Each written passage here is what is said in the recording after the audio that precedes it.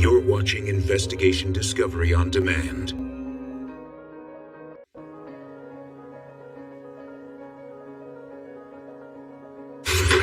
A shocking murder, executed in broad daylight. 3 o'clock in the afternoon. Somebody help! People thinking, is this happening? It just went from nothing to one of the biggest things you can be involved in. Taking somebody's life. The victim's own body, a book of secrets. He can't talk, but he's trying to paint something on his arm. I think he was trying to indicate who shot him. This is the magic moment. The moment that will make or break this case. Oh, well now. Emotion.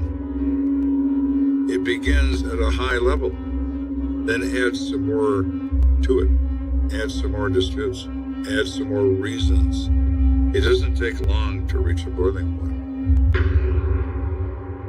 There's one thing that never changes. Murder. A life has been taken. Their stories are now my stories. I never know where a case is going to lead, but I'll never stop until it's solved. Somebody has to look out for the victim. If you kill, I will find you.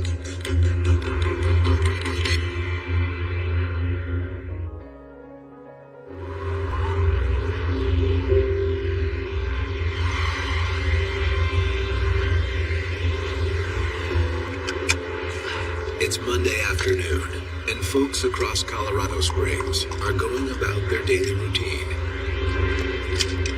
Mark Ruffle stops for gas. He's filling up his tank. Getting ready to pull away. And all of a sudden, he hears what he thinks might be a backfire, a loud bang. Then consecutively, Oh my God.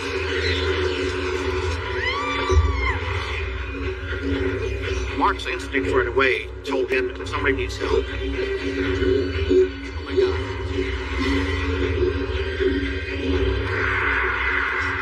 Someone call 911. Hurry, hurry. Mark yells for the people that were peering out of the auto parts store to call the police. the victim's covered in blood. He's gasping for air. It doesn't look good that he's going to make it.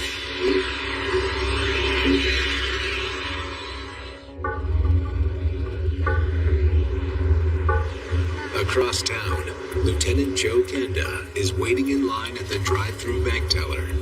I'll need to see the deposit slip again. When your day is as busy as mine is, it's very difficult to do simple things. I take a moment to make a deposit to cover a check my wife has already written to somebody. Come on. And as always the case in drive-ups at a bank, the guy in front of you is passing 14 documents back and forth with the tube. You're always behind that guy. Dispatch to Kenda. Go for Kenda.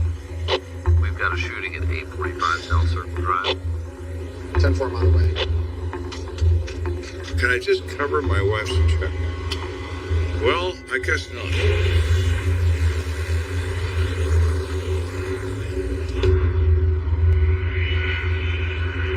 A few minutes later, Kenda arrives at an unusual location for a crime scene. It's 3 o'clock in the afternoon in a busy part of town. There are gas stations, restaurants, and this auto parts place. It's not a bar. It's not a strip club. That is all extremely odd.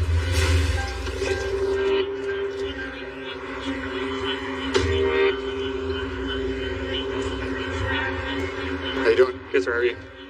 You the first one to see him? Yes, sir. So what we got?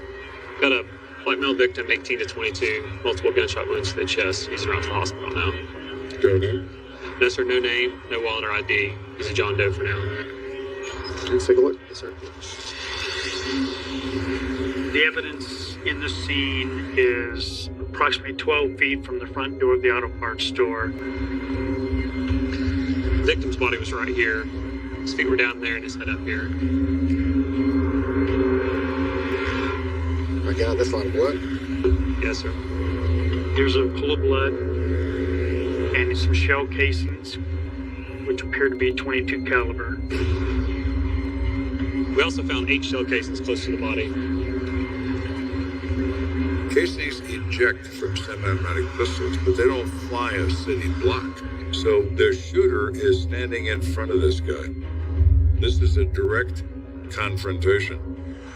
With the amount of shell casings in the area, this is not a robbery or a random situation.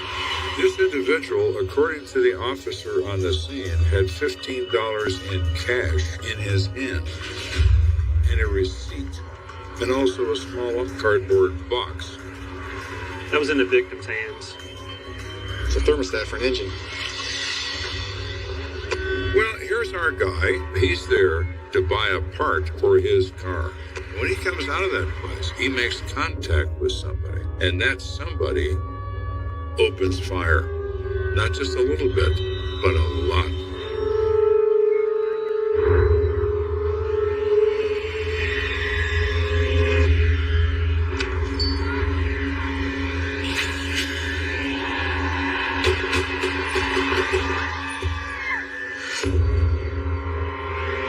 Now consider that our shooter is standing in the middle of this parking lot at 3 o'clock in the afternoon in front of God and everybody. He doesn't care. He's enraged. That says he knows this person well. But who is the victim? The receipt offers no clues, but the thermostat gives Kenda an idea. You know, these thermostats, they don't put these in modern cars. This guy's got to be driving something in the 70s or maybe earlier. It's an American car. I have been married for 49 years. We have owned 57 cars. I know a lot about them. My wife on occasion would get very annoyed with me in my cars because I love cars. My response was always the same. Hey, it could be women and whiskey. It's cars. This car that belongs, we think, to our victim is a classic car. It doesn't take Kenda long to spot a vehicle that fits the bill. There it is. Dodge Charger. Everything about the car was as it was when it was built. And that makes it valuable, but it also means the owner is very concerned about it and makes certain to maintain everything. Well, it's got to be our victim's car. Want to run the plate and see who the owner is? Yes. 85 Charlie, Queen on check, Colorado, Sierra Bravo, 0614. But when the plates are run, the owner's identity only deepens the mystery. Car comes back to a Joe Jefferson. Belongs to Joseph Jefferson. So that's our man? Well, no, because we've determined that Joseph Jefferson's 49 years old. And this is a kid. That's not our victim. Why was the victim holding a car part intended for a car that didn't belong to him? Lieutenant, may I have a witness right over here? Thanks. So while I'm trying to consider what possibly may have happened, one of the officers walks up to me and says, I got a witness. Let me introduce you to this guy. How you doing? I'm Lieutenant Kenley. Mark Ruffin. It's been a pretty intense afternoon. Want to walk him through it? Yeah, I mean, I was just across the street getting gas, and I heard shots, and I saw this guy fall over. Hey, buddy, you okay? He says, he looks at this guy. He's got blood all over his shirt. Sorry. He is gasping for air. Who did this to you, do you know? And the guy makes no reply. He tries to reply, but he's coughing and choking, and blood's coming out of his mouth. And then Mark says he did the strangest thing. He says he notices the victim painting on his arm. That was his last action, and I think he was trying to indicate we shot him. Of all the dead people and all the murders I have ever been involved in, I've never seen or heard of that. Did you see what he wrote? It was hard to tell. Maybe a J and an O. Then the ambulance came. I couldn't see what else. I appreciate it. You want to call the hospital? Have reserve that ready until I can go read it myself. Yes, sir. Was it the letter J? Was it the number 5? Was it, something else? Whether it's J.O. or something else entirely, at this point doesn't matter to me. What matters is it's there. and it has to be protected.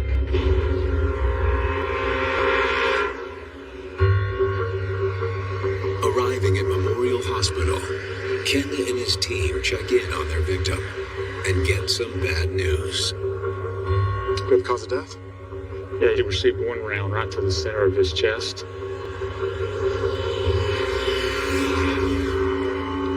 The victim has died as a result of his gunshot wounds.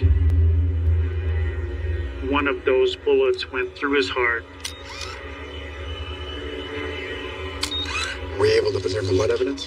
For the most part, we covered it up as soon as you guys alerted us. To preserve that writing on his arm, they would bag it, and they had it draped in such a way that it wouldn't really touch any part of the arm. If we discover a name on his forearm, it would be similar to a dying declaration. Ready? You bet. What could be better than this? The victim wrote the name of the shooter on his arm. Here we go.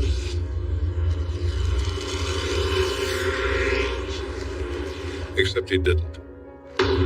All we observed was blood smears.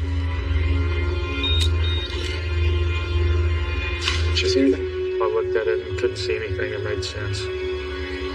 Kenda's most promising clue goes up in smoke. And hours into his investigation, he's still no closer to even knowing who his victim is. Yeah, I don't see it. So you go from elation and thinking that this is finally going to be an easy one, and reality sets in immediately, explaining, no, it's going to be awful.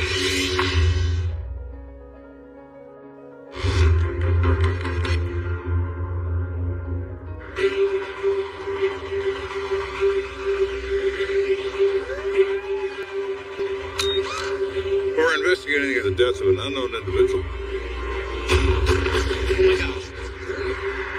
Killed in an auto parts parking lot. Can you tell me something?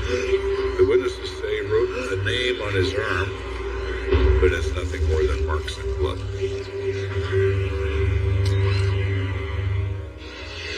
Thanks, Doc.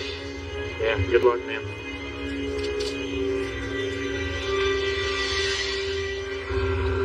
With his sole lead now a dead end, Kenda shifts his focus to identifying the deceased.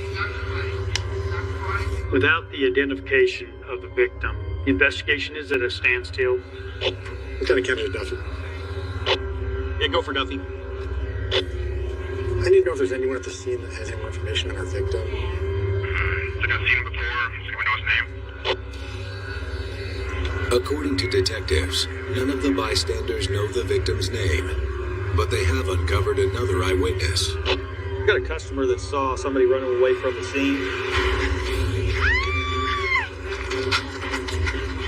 Witness said he went up to a white sedan, jumped into the passenger seat. The car drove away. That, to me, is very significant.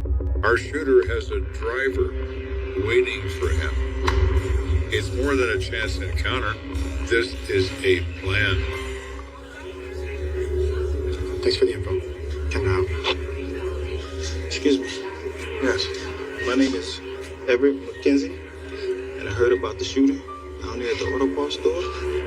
Mr. McKenzie explains that his son Antoine spends a lot of time at the auto parts store, and that he hasn't heard from him all day long, which is unusual. We do have a male victim of gunshot wounds, and he is deceased. Kenda is beginning to believe that his victim is Edward McKenzie's son, Antoine. Unfortunately, there's only one way to find out. Sir, I'd like you to come in and take a look and see if you know who it is. Okay. You ready?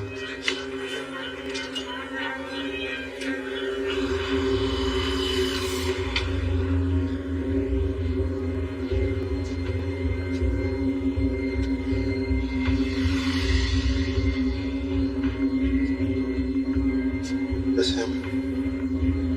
That's my son.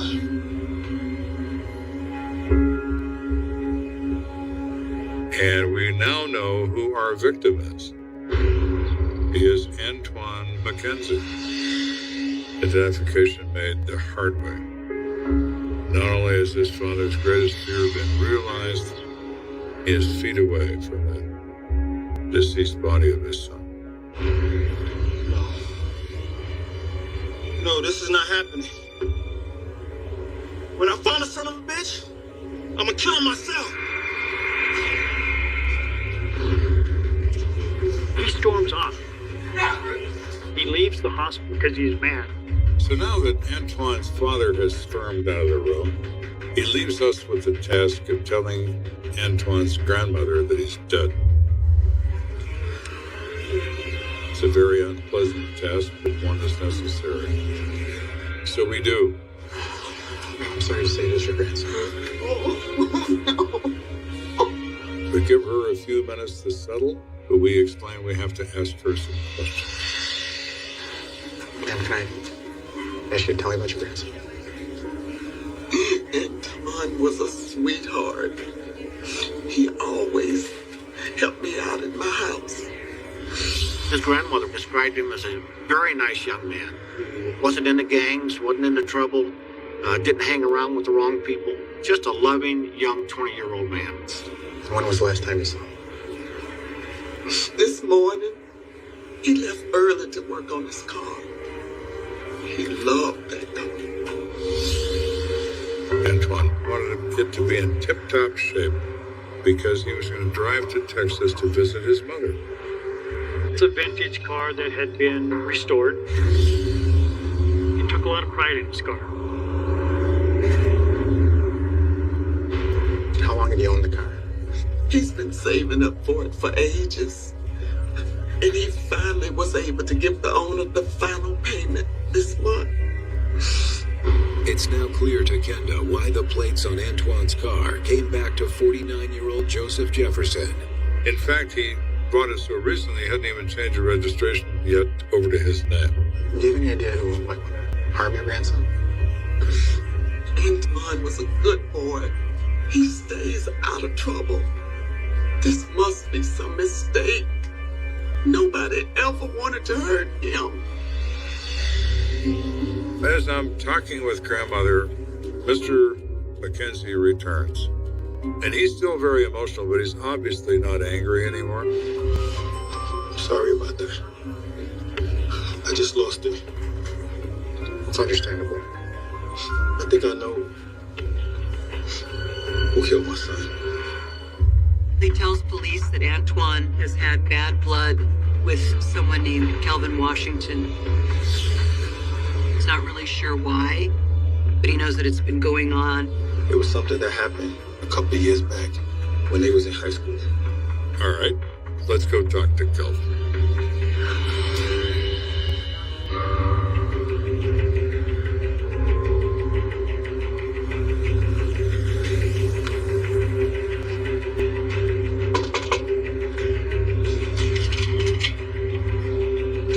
Can I help you? Yes, sir. I'm Lieutenant Kenneth from the Colorado Springs Police Department. This is Detective Walker. We're here to talk to a Calvin Washington about an incident that happened earlier today. Does he happen to live here? Yes, he's my stepson. Come on in. Thank you.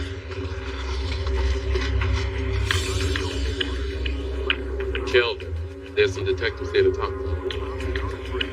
Kelvin does not present as a violent criminal.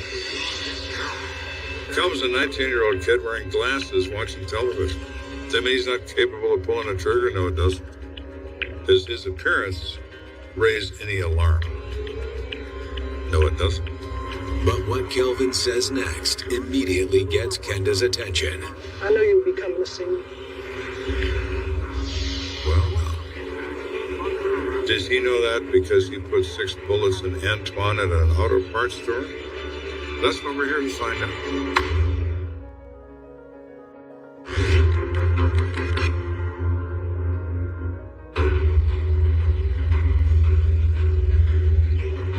This investigation is starting to progress. Oh my God. We've gone from Antoine Mackenzie being killed in the auto parts lot. And we've determined that he has this enemy, Calvin Washington, a kid of almost the same age. Kelvin. When we contact Kelvin, he tells us that he automatically assumed that we were coming to talk to him about the death of Antoine Mackenzie. Why would you say that, Calvin? Is there a reason why you're expecting the police to come visit you? Kelvin was not surprised when police showed up because he knew that fingers would probably be pointed at him. News travels fast in this neighborhood. I know Antoine got killed today. He and I, we didn't get along so good. Everybody knows that. You could just come in and talk to us. That's what I told my stepdad. But he told me to wait to see if you come looking for me. And here I am. Why don't you tell me about your relationship with Antoine? I ain't kill him. I can tell you that. Kenda wonders if Kelvin's laid-back demeanor is just a front. He's in his own living room. I am the stranger. He is not. He's in the best position to lie to me and be comfortable doing it. But there's a surefire way to flip the dynamic. Why don't we take a ride down to my office and talk about it? Okay. I guess I can meet you there. This won't take long. You take my car. I'll have someone drop you off when we're done. Okay.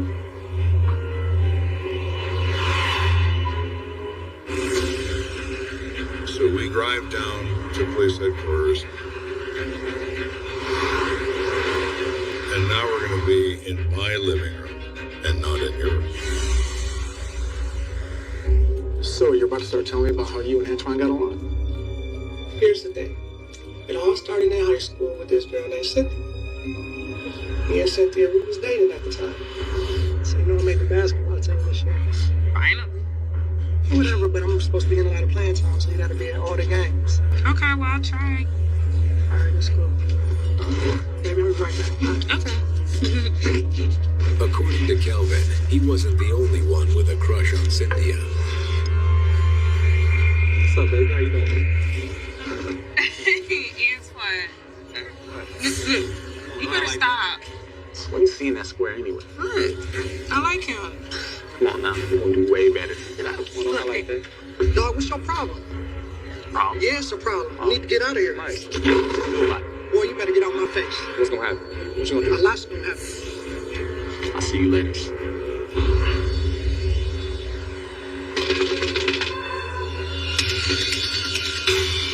Over here. Kelvin told investigators that Antoine actually came to his house and started a fight with him over the girlfriend situation. You better not ever do something like that ever again in your life. You better leave my girl alone. What's going to happen? You're gonna get hurt. Boy, get off my porch. You better watch your back. When he said to me that this started over a girl, my interest was immediately piqued. The sex drive is a very powerful emotion. More than enough to cause somebody to pull a gun. So you hate Antoine? No, I wouldn't say that. I just don't like the guy. But he tried to steal your girl. Cynthia? I'm not even worried about her. We broke up years ago. Kelvin says that was, water under the bridge, and that he'd gotten over it and moved on. Look, I'm a grown man. I got a job, I got a family. I really don't have time to deal with none of that nonsense. So I said, if you say you're not responsible for the death of Antoine McKenzie, then where were you today at around 3 o'clock when somebody took Antoine McKenzie's life? And he basically said he was at home most of the day, had left for a very short time. I stepped out for a little while, but I was back at home by 3 o'clock. Kelvin, what type of vehicle do you have? It's just a little 4-door sedan. What color is it? Silver. Well, we have a witness that says the car involved in the shooting is a white car. He's a relatively calm kid. His parents are cooperative. There's really nothing there that is a red flag to me, not yet at least. All right, you're free to go. I'll have an officer drive you home. At this point in this investigation, I'm feeling the usual lost soul effect. We've taken 2 steps forward and 1 step back. But a startling discovery is about to take the investigation in a new direction. Just got off the phone with the coroner. Not gonna believe this. Try me. They go into the Vic's clothes. They find a tube of crazy glue. And there's something else. Well, it's not illegal to possess crazy glue. But when they open the crazy glue.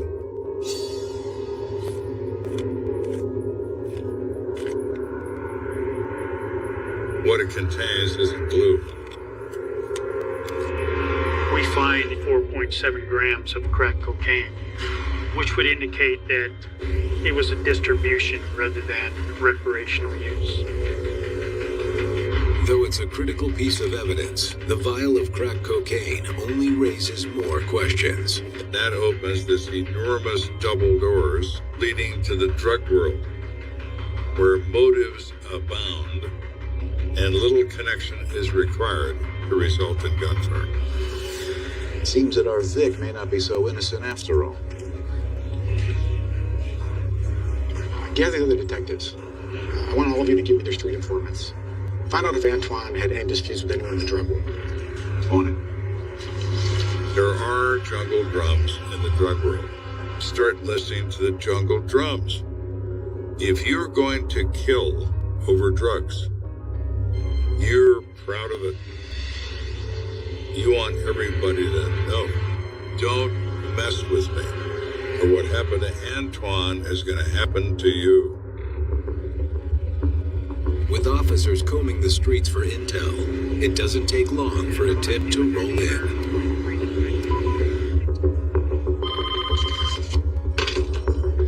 This is Kenda. Hi, Joe. This is Agent Thompson of the FBI. I get a call from an FBI agent in the local field office who has an informant who says he knows who killed Antoine McKenzie. Oh, my.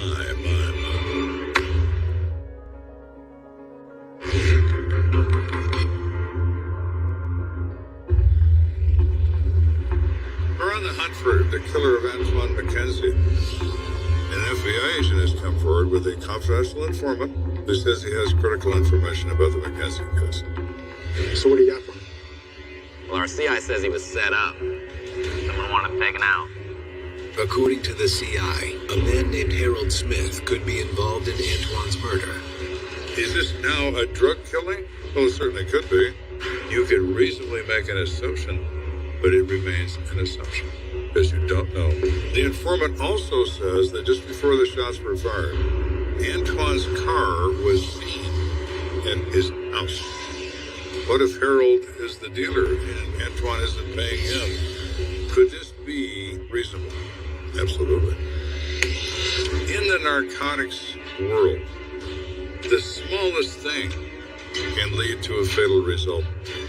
Kenda runs a records check on Harold Smith, and within the hour, he and his team are on their way to Smith's West Side residence. We find out where Harold lives. Small home in a lower income area.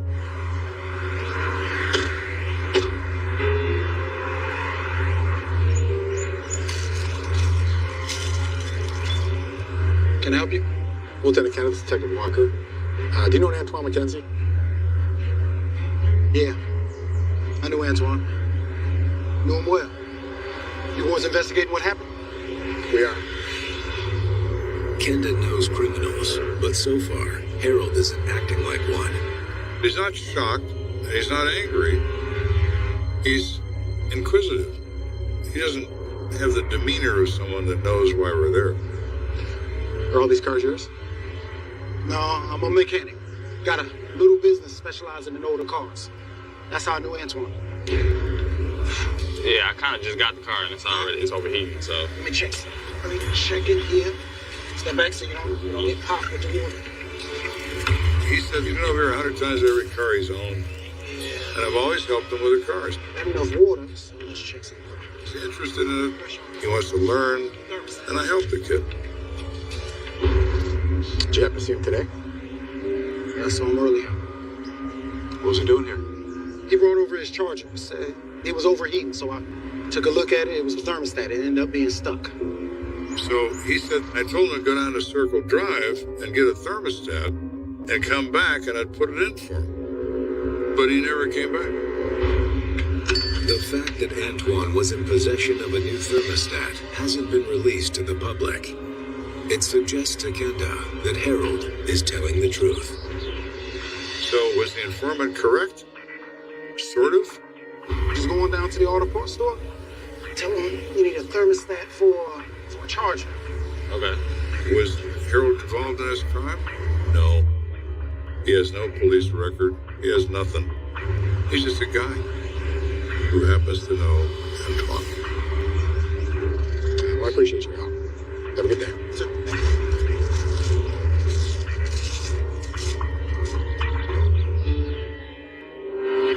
At this point in this investigation, we're back again to the usual. Everything that looks so good turns out to be so bad. This case is getting harder by the minute. Unbeknownst to Kenda, his luck is about to change. Another informant came forward with some information, told us that there was an individual who had a feud with the victim in this case. So you're saying you know who shot Antoine McKenzie? Yeah, the boy you're looking for goes by Nebo. Nebo? Come on, ain't a real name. Nebo's his name, that's what I got. That's the guy that killed Antoine. The informant reports Nebo and Antoine have been in heated arguments for an extended period of time. On one occasion, Nebo shoots at Antoine outside of Antoine's house. What you doing in front of my house? I got hit. Nebo hits his cousin, who's standing next to him. Antoine grabs his piece. Hey, Nebo.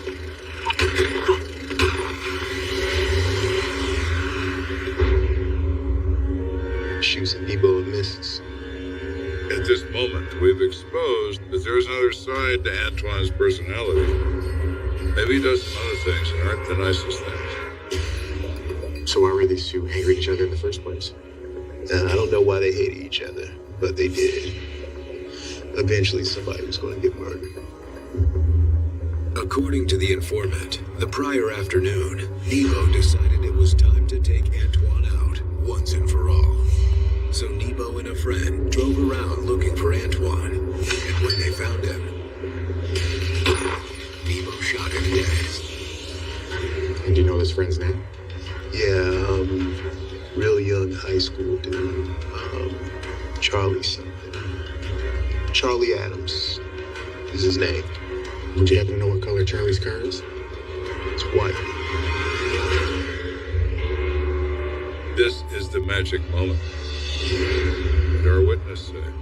Our shooter gets in the passenger side of a white car and it drives away. Charlie Adams has a white car. Now we can talk to an active participant. Who is Charlie Adams? Kenda and his team track down Charlie Adams' address and pay him a visit. You see that? Looks like we're in the right place.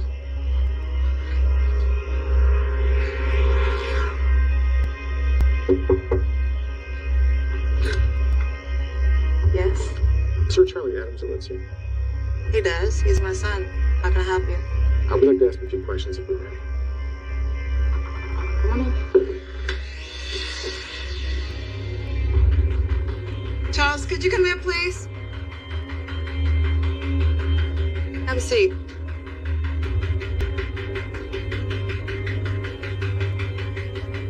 Charlie, I'm going to be honest with you. We've got information that you were driving a getaway car for a person that committed a murder. Wait, what? You tell these gentlemen what they need to know, and you do it right now. The mother is angry with her son, concerned about his involvement criminally in something as awful as a murder. She has all those emotions going on, but her sense of rightness overcomes them. He's almost in tears because he's a kid, and he believes that he could be in the trouble of his life. Will Charlie be able to tell us who Nebo is and what his involvement in this homicide is? Tell me what happened, Charlie. Tell them. Me and Kelvin were riding around. Wait. You and who? Kelvin Washington. Everybody call him Nebo.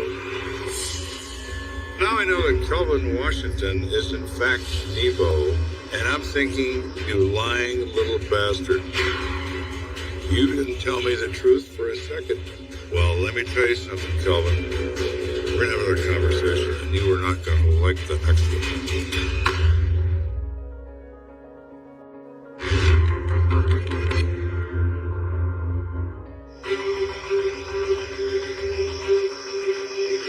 We are now at the moment of breaking this case open like an egg. We know who the driver was.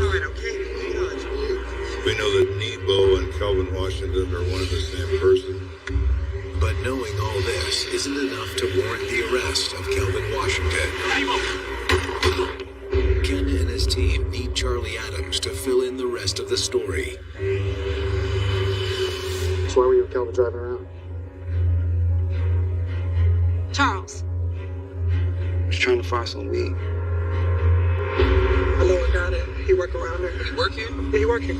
According to Charlie, their effort to score some marijuana led them to a parking lot near an auto parts store. That's where something caught Kelvin's eye. Yo, pull up right here. Pull up right. Yeah, right here. Charlie explains that after Kelvin got out of the car, he parked around the corner. A few minutes later, he heard what sounded like gunfire. Did Kelvin tell you what he was doing when he was gone from the car? No. Did you ever see a gun? No. I ain't know what he did. I ain't see no gun. Charlie Adams doesn't admit that he knew that Kelvin was going to go shoot Antoine. And he doesn't admit that Kelvin came back and told him that he shot Antoine. But what it does tell the investigators that Charlie Adams put Kelvin at the scene of that homicide. Mom, you gotta believe me. I didn't know he was gonna commit a crime. I believed him. I looked at him and his mother and I said, Charlie, have you ever heard the expression, truth will set you free? Well, in your case, it just did. With Charlie's confession in tow, Kenda summons Kelvin Washington, a.k.a. Nebo, back down to the station.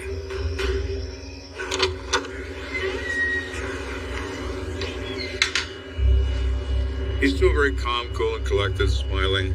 Thinks there's nothing to this. Thinks we don't know anything. So what's up, Nebo?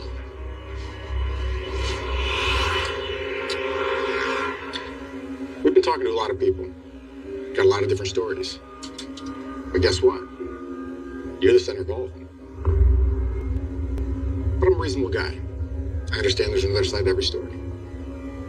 This is your chance to tell me yours. I think now he is aware that we're standing on his tail. So he begins by saying, well, there is more to the feud than what I told you the first time. Well, no, Nebo. Antoine had it out for me ever since high school. Just wouldn't leave me alone. I could have moved out of town.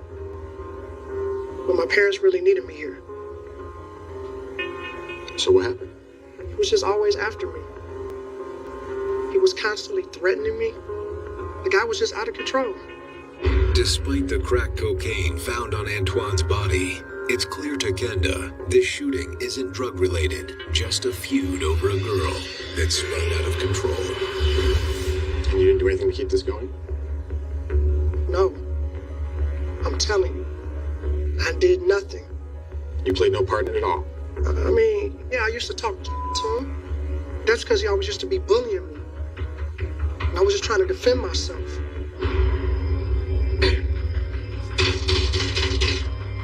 Open this door, punk!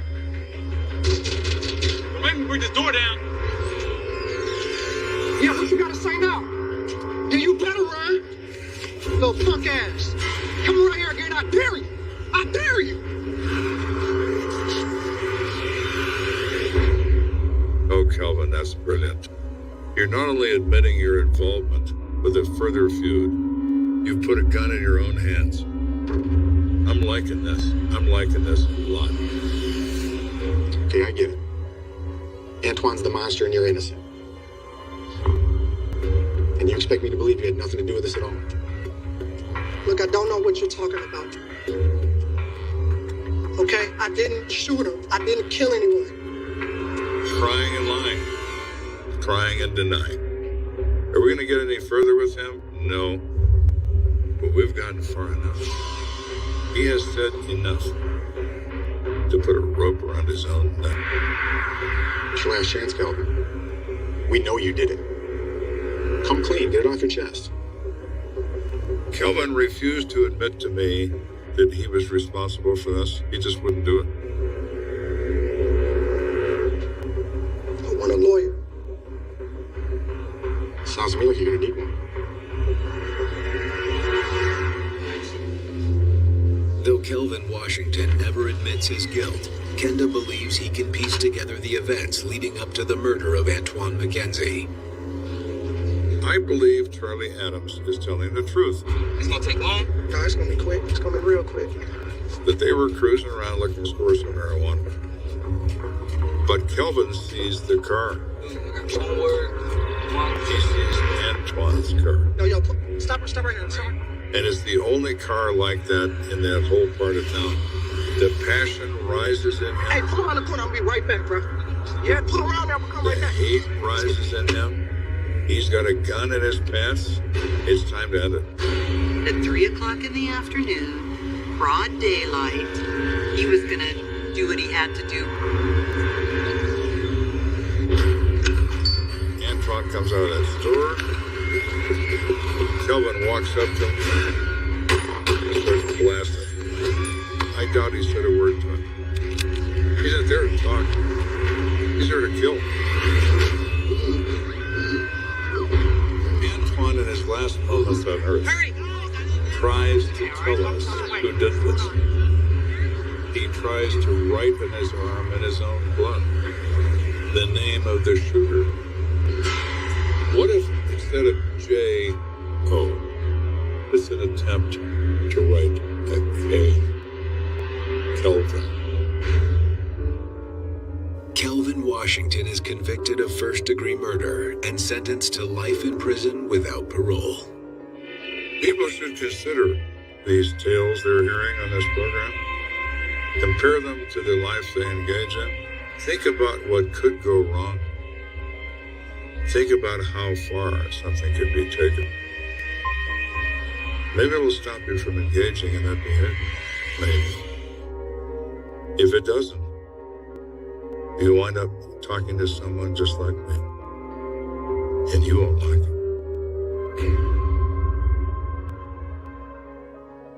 Thank you for watching Investigation Discovery on Demand. You're watching Investigation Discovery on Demand.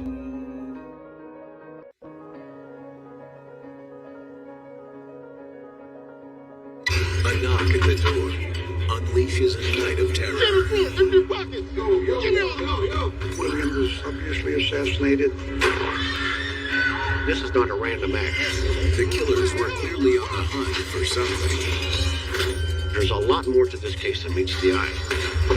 Lieutenant Kenda knows that someone is hiding a shocking secret. What did they know? Could this be the catalyst for murder? Absolutely.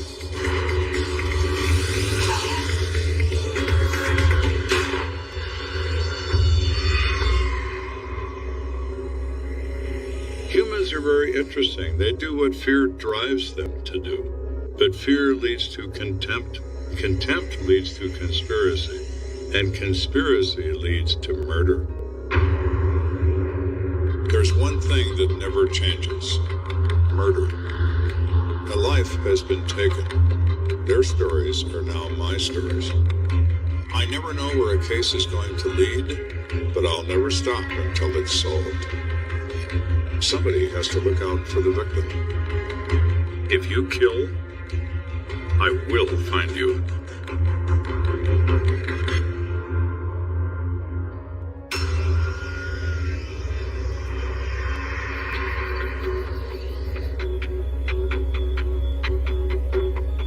It's past midnight, and the roads are nearly deserted as Pearl Duncan cruises down Nevada Avenue on the way to her friend Nora Evans' house. She's gonna have a drink with Nora. Typical night for them. Well, the first thing Pearl notices when she pulls up is the front door standing open. She has knows this feeling that something's not right. And as she gets closer to the house, out runs a friend that she knows. Wait, Carl, what's going on? What's wrong? Something awful has clearly happened. Pearl goes in the house and she can't believe what she sees. The first thing she notices is Chad, Nora's son, laying on the floor. He's bleeding pretty bad from the chest. Oh my God! And then looks over and sees Nora kneeling on the floor holding her boyfriend William's head in her lap.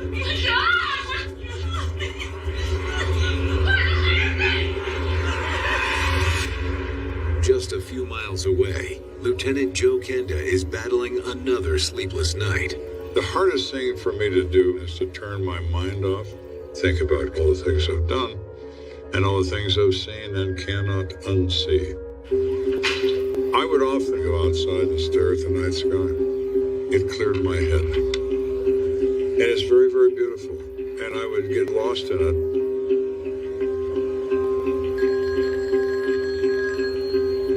I knew what it was. And I knew I had a new case to work on.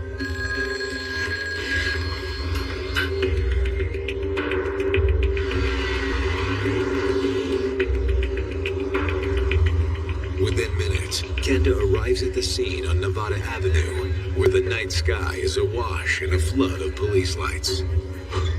Hey, Lieutenant. You stand? That's what we got tonight. 2 victims found inside the house with gunshot wounds. Both been transferred to Memorial Hospital. The first victim is Chad Evans, a 21-year-old male who's been shot in the chest. He is in stable condition at a hospital. The second victim is William Davis.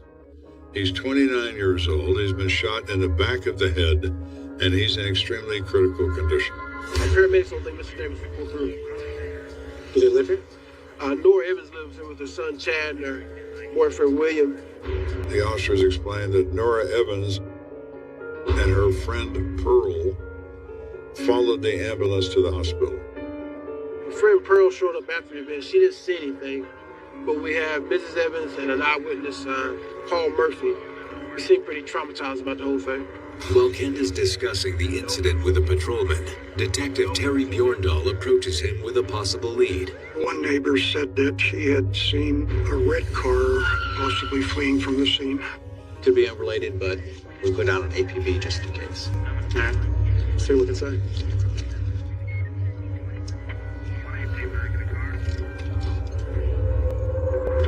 I walk into this residence and I see a bath towel that's blood-soaked, and I see an expended 9mm casing laying on the carpet. So obviously, I'm in the right place. Check this out. What I see there that's so unusual is a bunch of electrical cords and are scattered around on the floor. Chad and William both were tied up. Apparently the other 2 witnesses were as well, managed to untie themselves. All is carried over into the back room down the hall. Let's take a look. It is extremely rare to find a crime scene where multiple victims have been shot and that they were tied up when they were shot. When I walk into the bedroom, the mattress is overturned. Closets were open. There were contents spilled everywhere. There was broken glass. These aren't messy residents. Somebody is searching for something that is concealed in this place.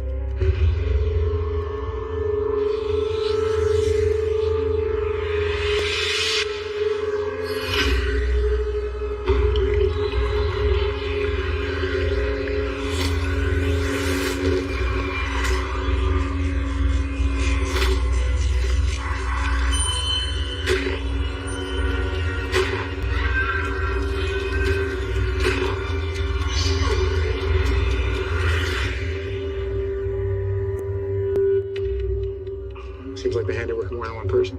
Let's go. It's very obvious this is a robbery as well as a shooting, and the tying says that they're interrogated. So then the question is, what is it that these people are looking for? Hoping Hoping for some clarity, Kenda and Detective Bjorndal turn to the only witness still on the scene. Paul Murphy is the one that ran to a neighbor to call 911. He's young, just 21 years old. He's a soldier at Fort Carson. Mr. Murphy? Yes? I know you've been through a lot tonight. We need some help sorting this out. What were you doing here tonight? It's weird. I wasn't even planning to be here. Paul Murphy explains that shortly before midnight, William Davis invited him over to his girlfriend Nora's house for an impromptu round of drinks. According to Paul, they're sitting around having a couple of cocktails, and Nora advises him that her friend Pearl's coming over. There's a knock at the door. He assumes that's going to be Pearl. Can you get that? That's probably her right there, man. We gonna hook you up, right? And he was just forced back into the home, onto the carpet. Yo, get over here. Get over here. Yo, give me the money, man. Take me to go, that's it. Paul explains that Nora's son Chad was also there at the time of the incident. Where's the money at? And they tie them all up using electrical cords that they find in the premise. Man, tie them up, man. Hey, Chad, it's all right? How much money we got, man? That's it. Where the money at? Somebody goes down tonight. They wanted that money and they were going to get it. So two men start ransacking the house. And Paul becomes absolutely terrified and buries his face in the carpet. Can you describe these guys at all? No, I just kept my head in the floor. I didn't want them to see me see them. He couldn't provide us with any suspect information. All right, well, that's all for me. Thanks for your time. It's going all good, okay? Based on my own experience, this is not some random event. These guys did not arrive wearing masks and armed at Nora's house by accident. After speaking with Paul Murphy, Kenda heads to Memorial Hospital, hoping his two victims can shed some additional light on the incident. I'm told that William Davis is in surgery with a neurosurgeon, but Mr. Evans is in stable condition. How you feeling? Like garbage. What about William? Well, he's still in surgery now. We should know more soon. But in the meantime, I could really use your help. He says he's in bed, he hears yelling and screaming. He steps out into the living room and a gun immediately is shoved in his face. Chad's account was about the same as Paul's. How would you describe these guys? We cannot offer a description of the perpetrators, even though he is present and is a victim of a shooting. He doesn't seem to know a great deal about anything. I'm going to let you rest. Thank you. After hitting a wall with Chad Evans, Kenda's next best shot at unraveling this mystery rests with the other injured victim, William Davis. Hey, Joe. Hey, Tommy. I see the neurosurgeon, who I happen to know, come out of the operating room. One of my Vicks is being operated on. William Davis. Do you have any idea when I could talk to him? I hate to break it to you, he's been pronounced. So now we have a homicide. Do you know if there's a Nora Evans here? Yes, she's in here with a friend with a red shirt on. Yeah, thank you.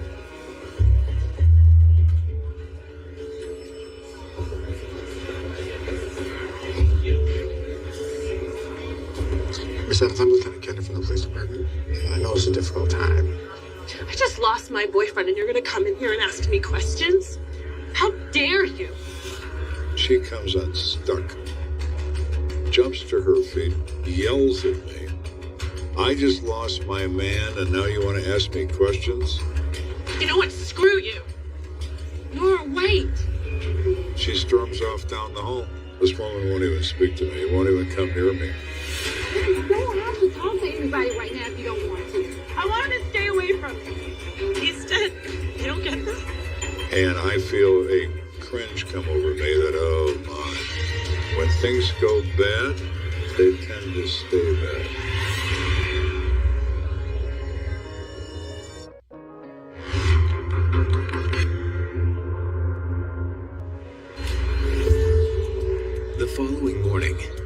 rethinks his strategy. This whole case is falling apart before we even have a chance to even start. I'm trying to figure out where we're going to go with this. Pardon me, Lieutenant, but I heard about the shooting over the radio, and I think I might have found a connection. A patrol officer named Michaels comes up and says Evans is an associate of a local street gang. And there's been some bad blood between the group he's affiliated with and another group in the area.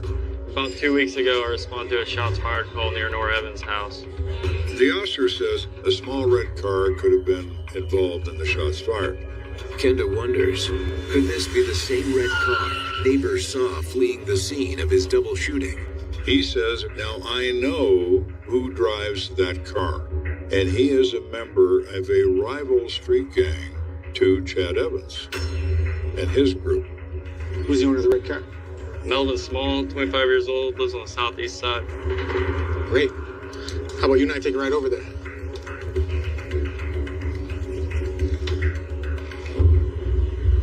Melvin Small, we know belongs to a street gang. It's not a major gang, but nonetheless, we are certainly prepared for the worst if it comes to that.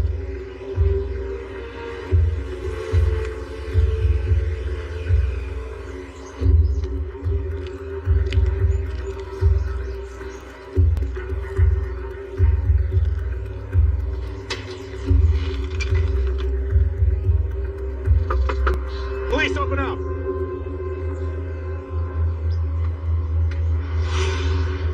You Melvin Small? Yes, sir. I'm Lieutenant Kennedy from Colorado Springs Police Department. There's a few things I'd like to discuss with you. Do you mind if we come in? Fine. While Officer Michael scans the house for signs of danger, Kenda gets right to the point with Melvin. So I tell him we're investigating a homicide, and your car may have been seen in that area. Happened last night. That wasn't me. So that wasn't your red car that people saw leaving Chad's house? Man, I don't know what people saw, but I'm telling you that wasn't me. I was in Denver yesterday. He's now pretty nervous. And I said, my friend, you better know who else you were with, and you better tell me that right now. All right. Give me some names and numbers of people who can verify that.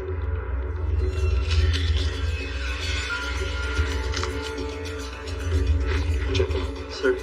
I sent Michaels onto a car phone to confirm this information. So 10 or 15 minutes later, he comes back inside and says, well, Melvin was truthful. Checks out. His friends there in Denver at a party. Melvin spent the night. So he's in Denver, Colorado, in his little red car, and not here, involved in a homicide. With Melvin Small eliminated as a suspect, Kenda starts to rethink the case. If Chad Evans' alleged gang ties truly sparked the shooting, then why would he be the one who's still alive? Chad had a very minor wound, but William was obviously assassinated.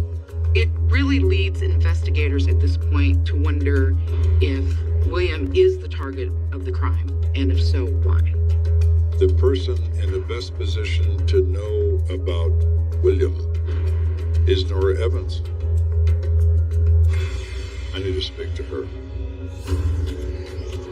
Kenda ultimately tracks down Nora at the home of her friend, Pearl Duncan. And I'm hoping this goes a little better than it did at the hospital.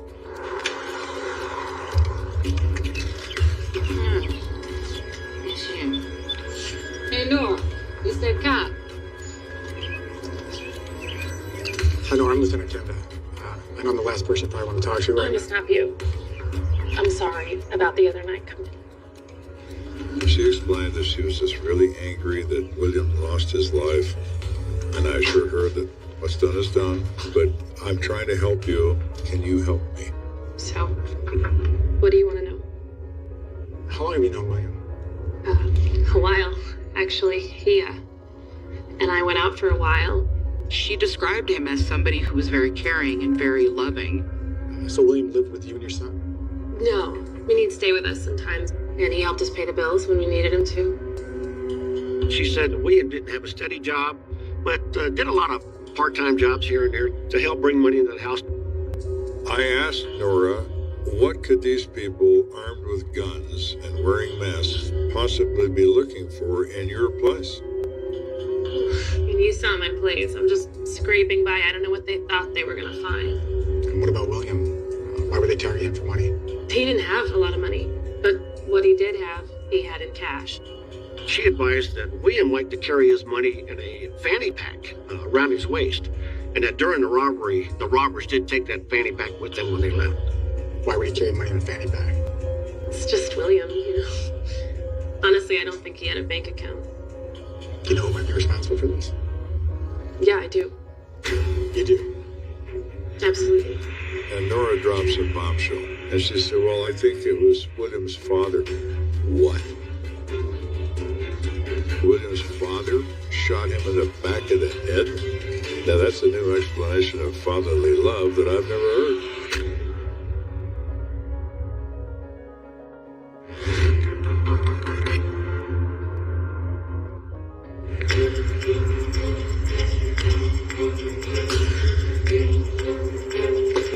So here we are trying to get to the bottom of this case, and all of a sudden I have a witness who says not only she knows who did it, but she believes the person responsible is William Davis's father. Now that is very interesting. Is he telling about his father? What's his name? Nora explains that William's father's name is Fred Watson, but everyone calls him Shoe. And he's known for his signature gold tooth. But it's not his real father. Who was it? She then said it's a guy that William was really close to, and they refer to themselves as father and son. Why would you think he'd be responsible for this? He and Shu started butting heads a while back, and I think he might have just pushed Shu too far. How so? Nora explains that Shu had fallen on hard times, but William wouldn't allow him to stay at her house. And there was a lot of bad blood over that. And then, according to Nora, a few days ago, things went from bad to worse. They had a small gathering of their friends, and Shu was invited. Oh, yo, man, Shu. What's up, man? I heard you lost your job, man. How you doing? Man, let me tell you something, bro. When it rains, it pours. I think he gonna be all up in my house, freeloading all the time, not paying nothing. William had quite a bit to drink, and he was teasing Shu and insulting him. Man, I had to kick his bum ass out the other day. Son, really? That's how you gonna play me? Are you serious? Come on, man. We gotta get money around here. Better shut your mouth before you ready. Get out of here, old man. Shu turned to William and said, so that's how it's gonna be, huh? No. This ain't no game. You watch your step. I think I'm playing. These are people that have been unsuccessful in life, but they have their self-respect. Could this be the catalyst for murder? Absolutely. You're positive that Shu is one of the shooters? The one guy had the same build as Shu. Do you know where I can find Shu? I don't know. I haven't seen him since that night. Well, if you find out where he is, make sure you give me a call. Of course. Thank you.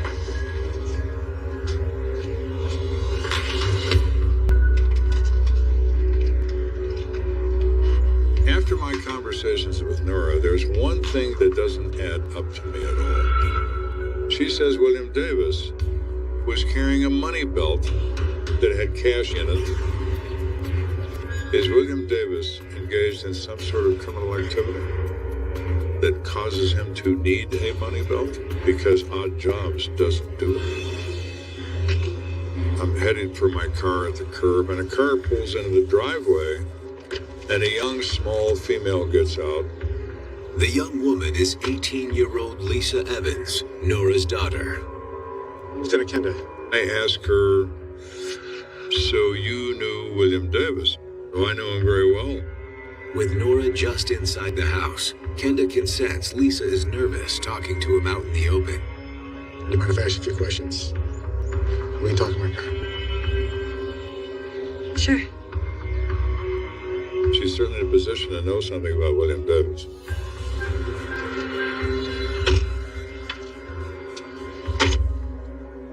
I'm trying to wrap my head around this. What did William do for work? I don't know, handyman stuff, I guess. And I look at her, and I know the look. She's a user. Do you have any drugs on you? I don't know what you're talking about. Listen, I can bust you for possession right now. What was William's primary source of income? Don't tell me he was selling Girl Scout cookies. She knows if I throw her in jail, she's not going to have any drugs. He's in the game, you know? So he's a dealer? Yeah, but you didn't hear it from me, okay? How much weight was he pushing? Maybe 2.5 keys a month. He's moving 5 pounds of cocaine a month. That kind of cocaine produces a lot of money. In an instant, Kenda is seeing William Davis's murder with a fresh pair of eyes. Case come into focus. This is not a home invasion, it's a drug rip. But that's not the only tip Lisa Evans offers up. Lisa's pretty forthcoming and says, well, he had a really close partner in the drug business, and that partner was Paul Murphy. The very same Paul Murphy that don't know nothing about nothing. Paul originally told me he was in the Army and he hadn't seen William Davis in weeks. Lisa, who did this to Chad and Warren? You have to have some idea. I mean, they hit your own brother. I know. Well, I was thinking, you know, maybe it was Shu. Yeah, I mean, I was with him the other night and he was talking about how William was disrespecting him. So we have a second person talking about Shu. Where we find Shu? He's at a house over there by those projects on the south side. Thank you. And Lisa, if you ever want to get clean, give me a call.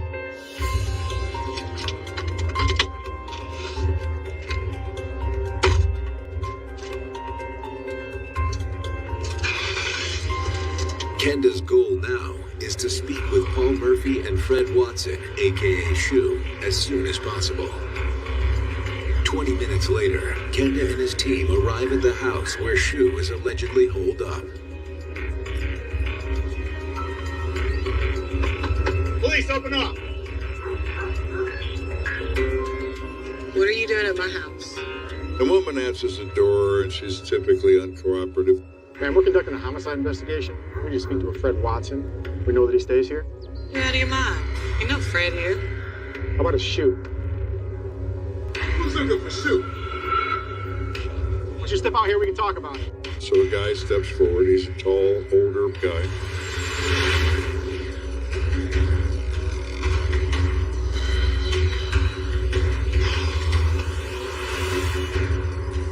Well, what do you want to talk about? Can I help you with something? And I say, well, yeah, Shu, as a matter of fact, you can.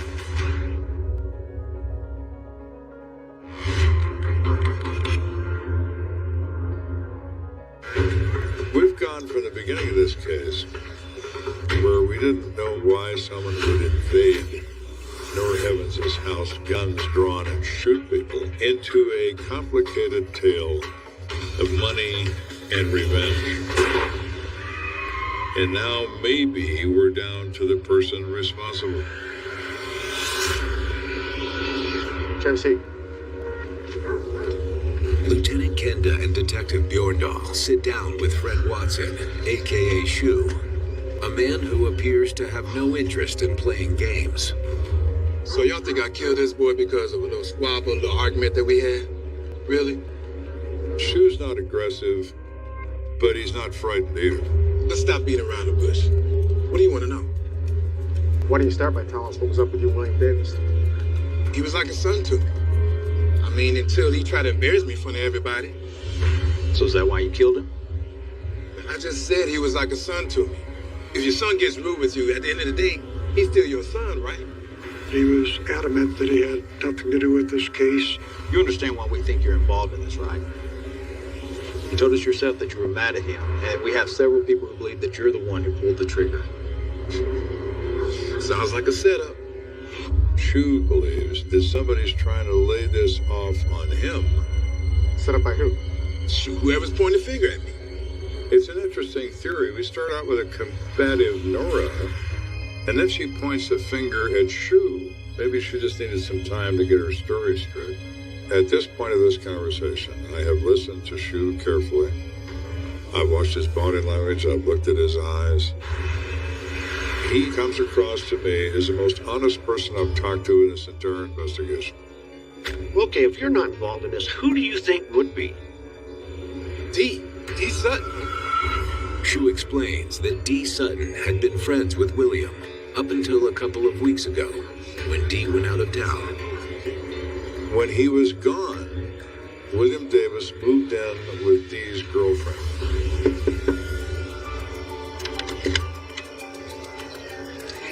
So,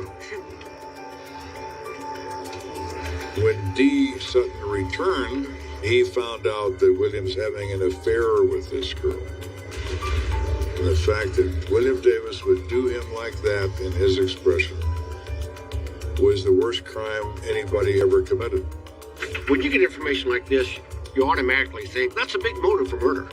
We have the three pillars of murder all neatly together: money, sex, and revenge. look, even William told me he was shacking up with Dee's woman, so I know it's legit. I think you're being straight with me, so I'm gonna let you go. Before I do, why don't you tell us how we can find this D. Sutton character? Man, that's not a problem. But I tell you right now, watch out. Because he's a tricky, mean son of a bitch, man. Careful. There you go, sir. Thanks. You're welcome. Have a good day, officers. Kenda and Bjorndal formulate a plan to bring their new prime suspect to heel.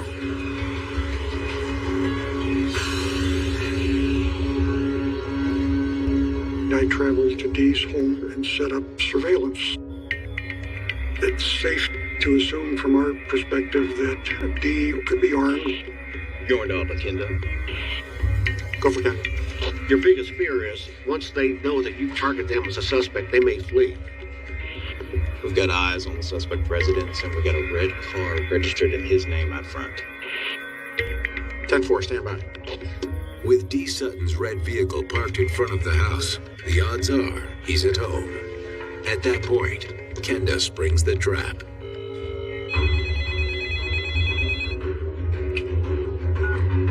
Hello? That's just Lieutenant Kenda with the Colorado Springs Police Department. I'd like to speak to a D. Sutton. Speaking? What can I do for you?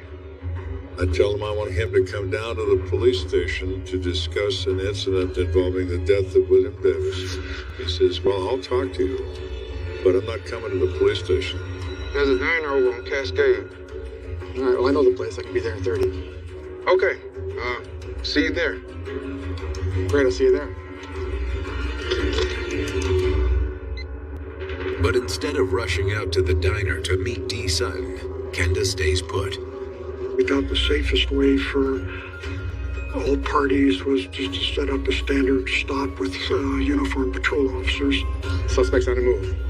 Copy that. Go ahead and scoop him up. So he leaves the house, and the officers let him get in his car.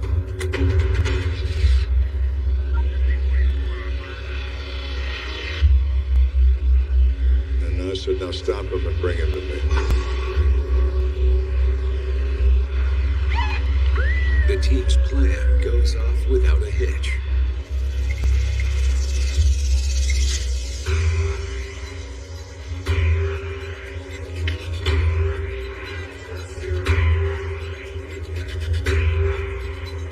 D, thanks for stopping by. Have a seat. Hope you're happy. Got me where you wanted. You understand, right? Why it's important we talk. He begins to tell me a story. He says he doesn't know anything about William Davis's death. What about William hooking up with your girlfriend? I'm sure you weren't too happy when you found that out. Dee just blew that off. He said that wasn't a big deal. She was just something to do when there wasn't nothing to do.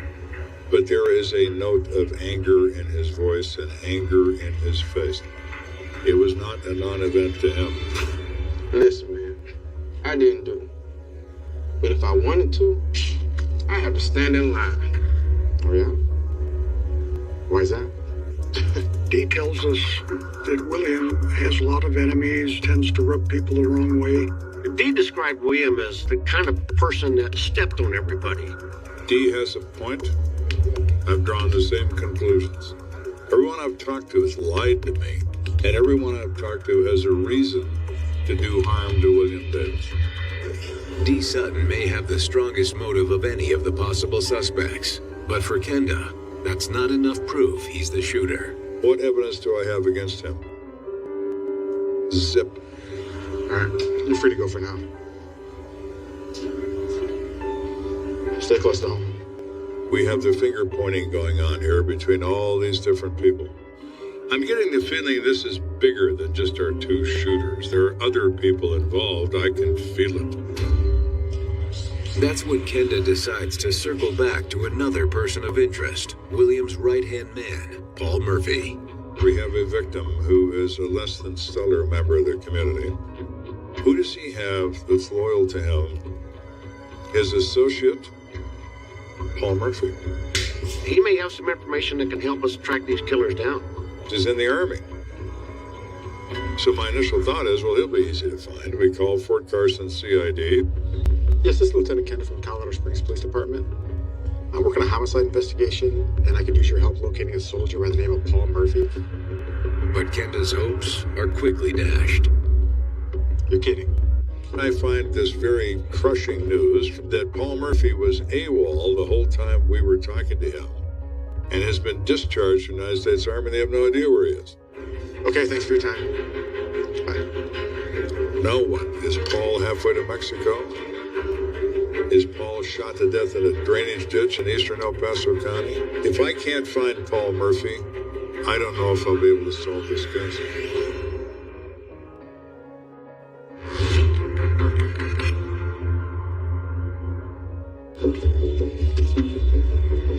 This case has been a study in frustration.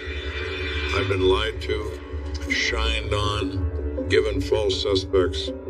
I finally decide the key to this case is going to be William Davis's close associate in crime, Paul Murphy. The problem is, I can't find him. With Paul Murphy AWOL from his post at Fort Carson, Kenda tries to track him down another way.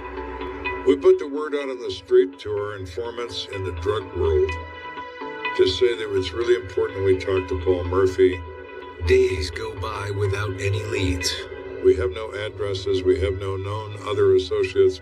Murphy remains in the wind. Finally, Kenda's luck changes. Someone's here to see you. Who is it? Paul Murphy just walked in. Really? Send him in. Yes, sir. Instead of us having to chase him, he has appeared out of nowhere. Perfect. Paul, close the door and have a seat. Paul looks as if he wants to get something off his chest. He is an emotional wreck, and this murder is what made that happen. Listen, before we talk, I want to get something straight. I know that you lied to me about your business relationship with Mike. I wasn't honest in the beginning because I was scared of what he might do. I need you to protect me. Protect you from who? The person who shot William. D. Sutton. Well, that's the name I've heard before. Paul explains that 2 days before the murder, Nora Evans had a small get-together at her house, and the subject turned to William Davis. This guy's out of control. He cheated on you with my chick. He's always disrespecting the shooter. He's pushing around Chad and Paul. Nora is present. Murphy is there. D. Sutton is there. Chad Evans is there. They all agree that Davis treats everybody awfully. So what can we do about it? He's got all the money and the drugs. I'll tell you what we can do about it. Let's tie him up, put a gun in his face, and take all his money. Rob him? You're out of your mind. Hey, we gotta take this guy down a notch. All right, fine. But don't hurt him, okay? Okay.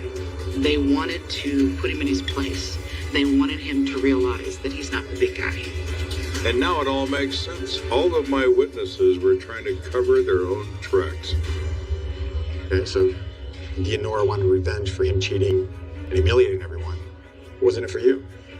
Murphy says he's promised crack cocaine, which he's addicted to, and further he's in for a cut of the money they take. Paul claims that D. Sutton was the crime's mastermind. According to D., he would bring along a friend named Alonzo Hankins. The two of them would be the robbers, and everyone else needed to be present so William wouldn't suspect they were in on it. But we gotta make this look as real as possible. I need y'all on point. Paul tells Kenda that on the night of the murder, he stopped by Nora's house with William, just as Dee instructed.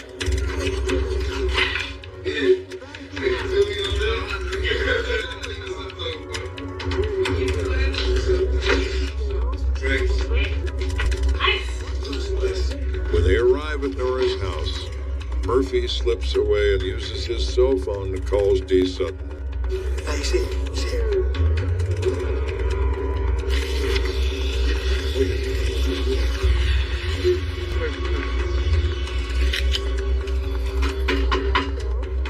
Yeah, I get it.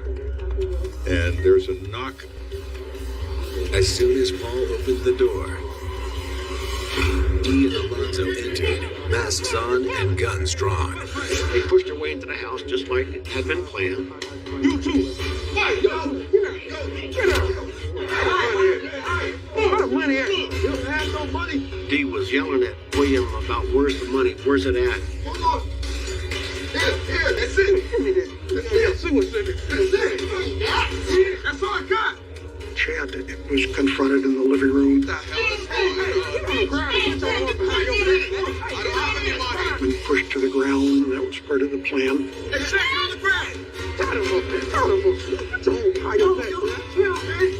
They tie everybody up. And Murphy thinks everything's going according to plan. But then he notices that Dee Sutton is getting out of control. What the drugs, that? We don't got no drugs, man. No, what the drugs? You know you got the drugs. I don't know what you're talking about. Somebody gonna die tonight. He was screaming. They wanted more. They wanted the drugs.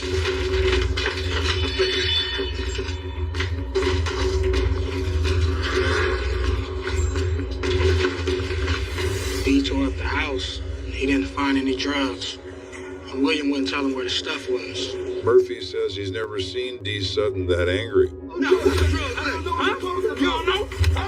Dee actually hit William in the back of the head with the butt of his pistol. But despite Dee's escalated rage, William still asserts he knows nothing about the drugs that Dee's demanding he fork over. Paul says Dee Sutton reaches his boiling point. I'm giving it to you, man. Chill. He puts his gun directly to the back of William Davison's head. Come on, man. You gotta do that. You're not so tough now. Dee pulls the trigger and puts a bullet into his brain. Dee, what the hell? Now, shooting is contagious. Alonzo Hankins doesn't know what's going on. So he shoots the guy he has control of, which is Chad Evans. Stop what you're doing, Chad! Jesus, Lord! You okay? So we have two shots, one quickly following the other, one out of confusion and one with intent. Murphy runs out for help.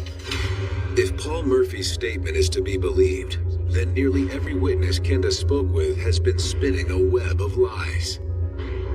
That is incredible, that everybody's a player. The only true victim here is William Davis, and he's dead. Thanks, Paul. We're gonna have to book you for first-degree murder. What? No! Lieutenant Kenda, can I get a booking officer at my office, please?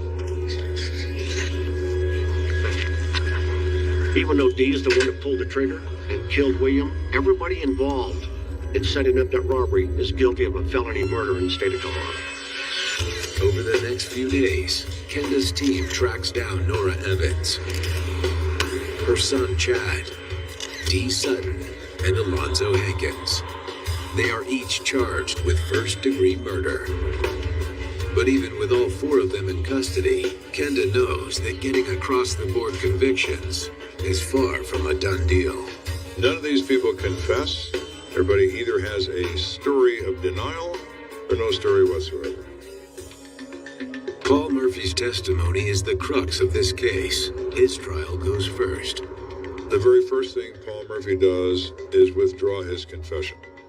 Says he was lying when he said all that. Murphy's acquitted of all charges. And with that, the district attorney has no choice but to dismiss the charges against the remaining defendants. So Nora Evans, Chad Evans, Dee Sutton, and Alonzo Hankins walk away. It's a wildly unsatisfying conclusion to a bizarre case. This is the nature of homicide investigation. Your absolute best effort, weeks and months of work, comes to naught. Smoke in the air. Most people look at these cases of they got what they deserved. Nobody deserves that. No one.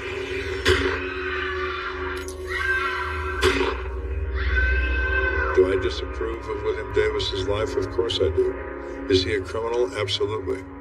But he's also the victim of a homicide. And nobody gets to play God. Simple enough. Thank you for watching Investigation Discovery on Demand.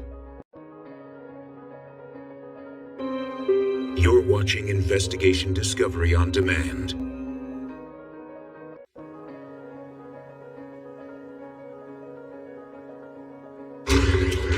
Two murder investigations from the case files of Lieutenant Joe Kenda. First, a trail of blood leads to a puzzling murder. We have no idea how he got there. Tracking that blood trail is key to the investigation. Then, a single gunshot leaves a young woman fighting for her life. What puts the 26-year-old female in a situation where she is assaulted in such a violent way? Could a cryptic letter be the key to unlocking this mystery? You can nod yes or no. The victim can't even talk to us. Something that the girl wrote really upset the mother, so that really piqued my interest. Murder is always murky. It's smoke and mirrors and confusion, which is why I found it to be so fascinating. There's one thing that never changes: murder. A life has been taken. Their stories are now my stories. I never know where a case is going to lead, but I'll never stop until it's solved. Somebody has to look out for the victim. If you kill, I will find you.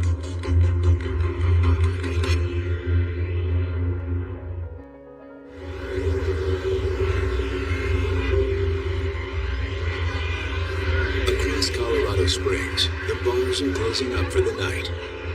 And at St. Francis Hospital, Sergeant Brian Grady has his hands full. Go and turn and put you back up there. Man, we need to get this guy checked in. He's been in a bar fight. Sergeant Grady is dealing with a person that got into an altercation with a bouncer, ended up getting hurt, and had to be treated at the hospital. Hey! You gotta help this guy! What's going on? There's a guy hurt down by the corner of Rio Grande and Hancock. These two teenage kids come roaring into the ER saying they've just seen a man stagger down a sidewalk and fall down. Who's down there? What happened? We don't know. We were just driving by and we just saw him there. That takes priority.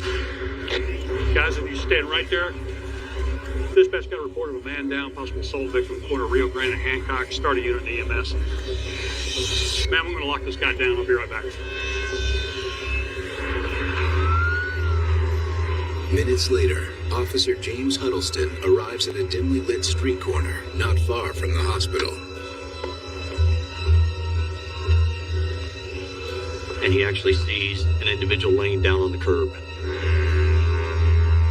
Sir, are you okay? There's an extreme amount of blood surrounding his body. Sir, can you hear me? Are you okay?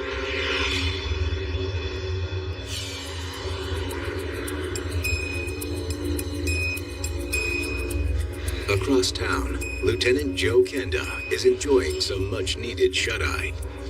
For me to get a night's sleep when I was working, I don't remember it ever happening.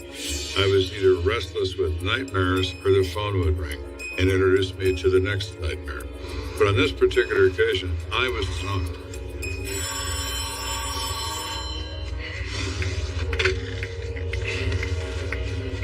Okay. Here we go again. Why don't we just... I never liked leaving home at night. You know, supposed to be wandering off somewhere to look at somebody's dead body. But that was the nature of the work.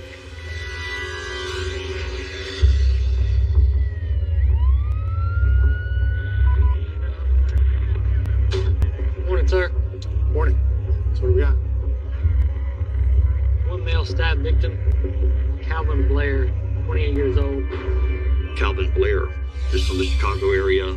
He moved to Colorado when he was actually assigned to Fort Carson in the military. He has suffered a minimum of 1 stab wound to the chest and was pronounced dead on arrival at St. Francis Hospital. It's pretty late. I don't suppose we have any witnesses.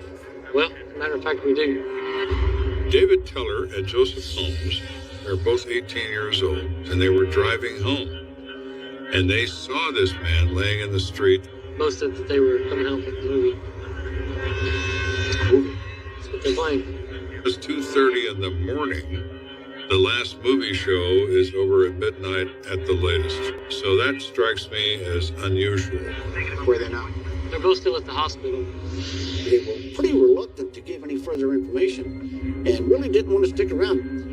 That makes you kind of suspicious. Hey, Wood, come over here a second. Take it right over to the hospital. I'm talking to you. I signed Detective Wood to go to the hospital and speak to Mr. Teller and Mr. Holmes. St. Francis? Yeah. I'll let you know when I find out. Thanks. And I'm still at the crime scene looking around to see what we can see.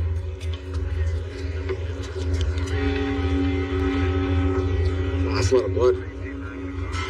When you see that amount of blood in the crime scene, the weapon involved had to strike a major organ. It had to strike an artery. There does appear to be a bit of a blood trail over here. Let's see where it goes.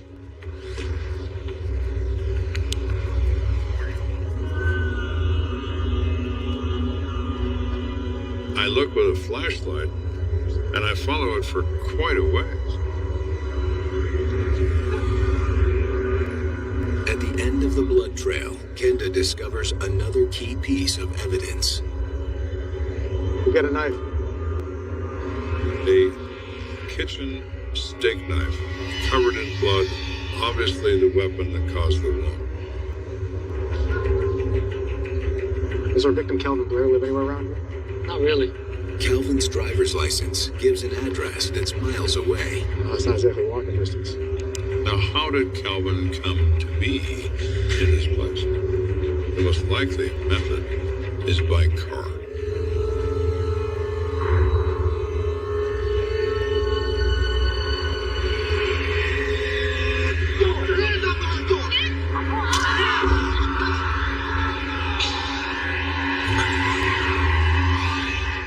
So did something go wrong in a car, and he was pushed out and wound up in the street and staggered 160 feet until he died? As Kenda mulls over the notion of a potential carjacking, Detective Steve Wood is at the hospital, attempting to extract information from David Teller and Joseph Holmes. Do you have something to tell me? I already told you, we were at the movies, and come back and just saw a guy on the side of the road, and that's all there is to it, Billy. What movie were you watching that doesn't let out until 2 a.m.? Come on. Detective Wood's thinking, what's the reason for this nervousness? What movie was it? Tell me about it. I might want to go see it. All right, fine. We didn't go see a movie. I told my dad that so we get off the back. We actually went to a party, and we were just coming home from that. He indicated they were driving on the road. And they saw this person staggering down the street. And all of a sudden, he just fell real hard. And we got closer, saw it. Saw what? The blood. It was everywhere. Come on, let's go. Get out of here. We hightailed it out of there and came straight to the hospital. This is the days before everybody was carrying cell phones. They knew the hospital was close. I don't understand. Why not help the guy on the ground and bring him here to the hospital? I don't know. We weren't thinking. It just all happened so fast. Okay. Would you take a seat? I'll be with you in a moment, but don't go anywhere. Detective Wood moves on to Joseph Holmes. But after 15 minutes of questioning, he's still getting the same fishy story. We're sorry, okay? We didn't know what to do. Just take a seat. Don't go anywhere. What, Kenda? Go for Kenda. So what do you hear from our two witnesses? They basically have the same story. Maybe it's the truth. Maybe they just had time to sort out the story. But there's definitely something up with these two. 10-4, why don't you see if they'll let you look inside their vehicle, see if you find any blood or anything. All right. What's up? Hey, Lieutenant. We sent some guys that canvass the neighborhood, see if we can find you any witnesses. And? Yeah, think we may have found you somebody. His name is Alfred Clare, and he lives in a house right on the corner where the blood trail begins. So also just standing by with him in his house up here. Thank you. At the home of Alfred Clare, Kenda presses his new witness for more details. Hey, Mr. Clare, I'm Lieutenant Kenda. You tell me what you saw tonight? Yes, I was sleeping, and I was awakened by 3 people out in the street, and they were by a car. And what were they doing? They were arguing.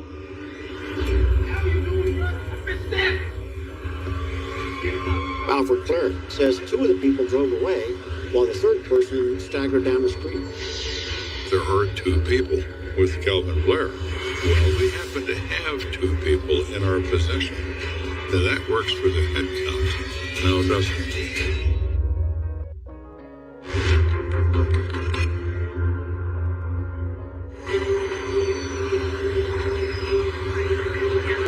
We're investigating the death of Calvin Blair. We have 2 people who could possibly be responsible for this murder. Eyewitness Alfred Clare tells Kenda he saw an argument between 3 people outside his home. Then, 2 of them drove away, while the third left on foot. And one of them stumbled away. I think that's the fellow that you all found. Sounds like it. Did you get a good look at them? No, not really. It was too dark. What about the vehicle? It was white. That's about it. Well, I appreciate the help. That's important. We know we've got 2 people that may be involved in this case, maybe not. Let's find out what kind of car they're driving.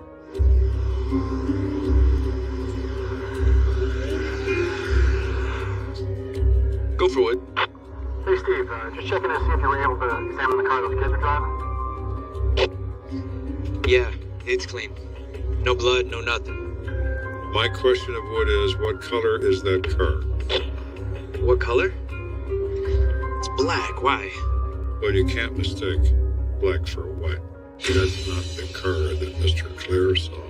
So we have gone from maybe having 2 suspects in our possession to having no idea who did this to Mr. Clare. All right, you guys are free to go. We know now their nervousness in trying to talk to us was the fact that they were late for curfew. Get out of here. With no concrete suspects, Kenda takes a new tack in order to learn a little more about the victim, Calvin Blair. I asked Wood to meet me at the address that we have for him. Hopefully someone could give us some idea as to where Mr. Blair was this evening before we found him in the street. Lillian? Yes? Do you know Calvin Blair? Yeah. Calvin's my ex-boyfriend. He used to live here, but we broke up last month. May we come in? She obviously knows that this is serious to have policemen in suits knocking on her door at 3:30 in the morning.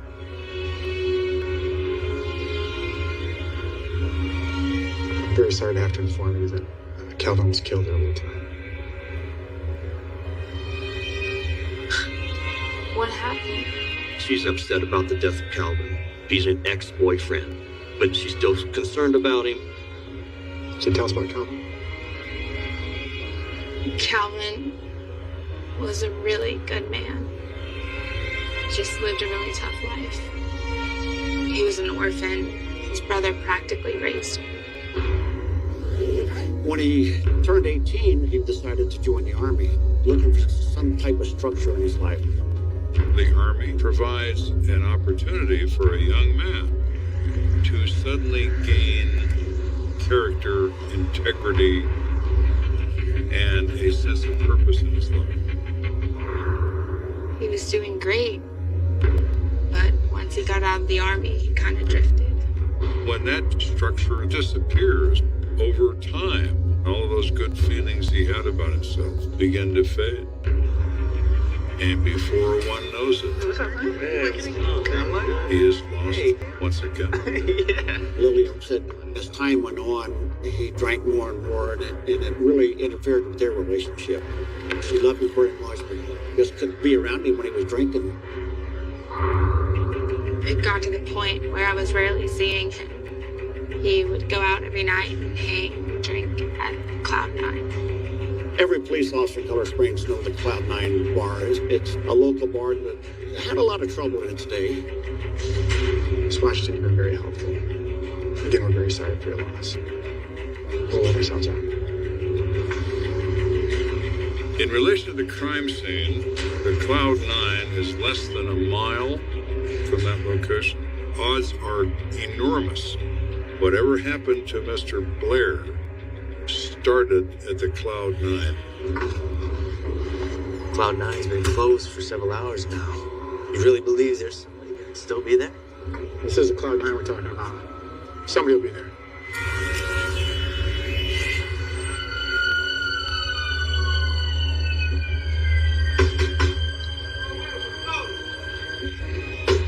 Police, open up! We need to talk. I don't know what y'all expect to find. It's just me and the bartender here. That's exactly what I expected to find. Hey, I'm Lieutenant Kendrick. The best sources of information in any bar is the bouncer and the bartender. They all pay attention to what's happening. They know who's trouble and who isn't. You know this guy? Yeah, that's Calvin. He was just in here earlier tonight. Good guy? Oh, yeah, I love Calvin. I mean, he's got his issues, but he's got a great heart. She said when he first showed up the bar, pretty good. She described him as a prince. Everybody loved him. But the more he drank, his attitude changed. And so, as it goes with alcohol, it lessens inhibitions. And he would kind of lose his manners, and then he would behave inappropriately toward women. It's like Jekyll and Hyde. We have to eject him from time to time. Didn't you just throw him out tonight? Yep. You threw him out of the bar? Yep, earlier tonight. When he starts to drink, he gets a little grabby with the ladies. And tonight he was in red form.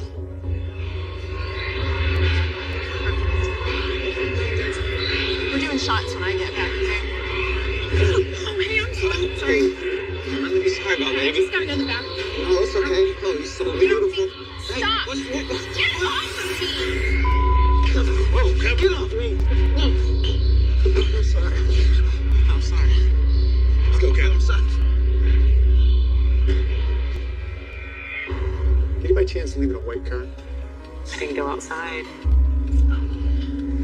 The bouncer said, well, I didn't go outside to see where he went. My only concern was getting him out of there before the problem got worse than it already was.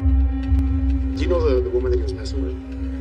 I'd never seen her before, but the weird thing is, after Calvin got thrown out, she followed right behind him. This leads us to wonder, who is this woman who followed him out? And is she part of this in some way? Or is she just somebody that happened to leave at the same time he did? We appreciate the help. Thanks, Nick.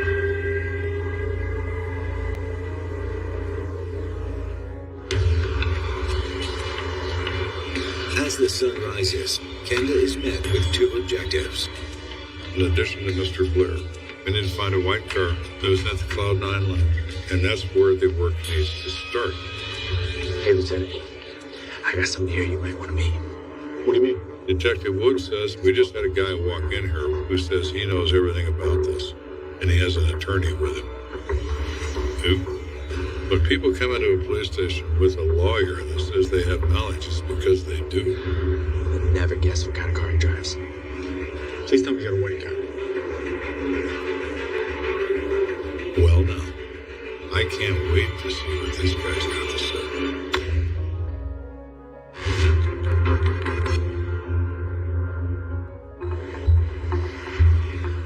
So we've been up all night investigating the untimely demise of Calvin Blair. And we have somebody wander in the door, attorney in hand, driving a white car that says he knows all about this. This party was identified as Larry Jones. This is a DJ at the Cloud 9 bar and was working the night of this incident. Just want to tell us what happened? My client's here because he's a friend of Calvin Blair's. He wants to set the record straight on what led to Mr. Blair's death. Okay, I'm all for that. So how'd you know Mr. Blair? We go way back to days in the military together. We've been tight ever since. He's a really cool guy, except when he gets drunk. That particular evening, Larry says that Calvin's nice to everybody, but then he starts to get a little drinking too much.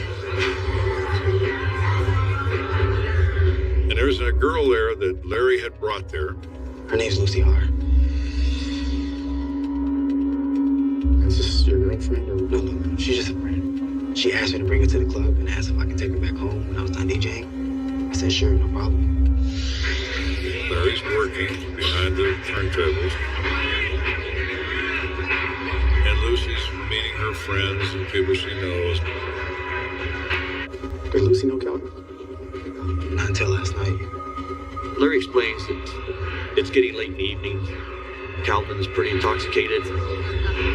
And he bumps into Lucy. Nothing to be sorry about, it. This leads to Calvin being kicked out of the bar.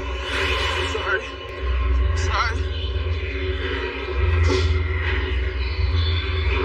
I was done DJing, and I walked over to Lucy and see if she was all right, and she was still pretty stained.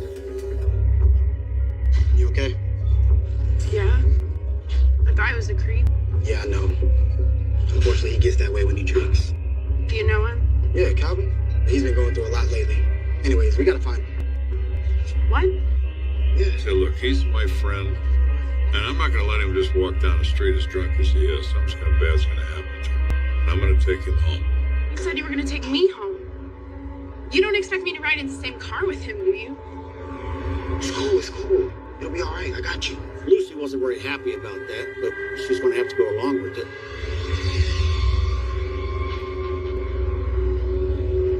So, Cal, you ready to go, bro? Yeah. Come on, Lucy. It got a little ickier when they got into his car. There wasn't a back seat. Calvin was apparently really wildly drunk. Not just drunk, but crazy drunk. I think the situation was far worse than either Larry or Lucy realized.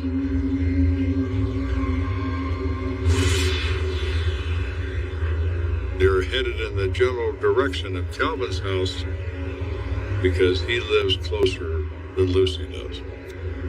And Calvin's giving Larry instructions that don't make any sense.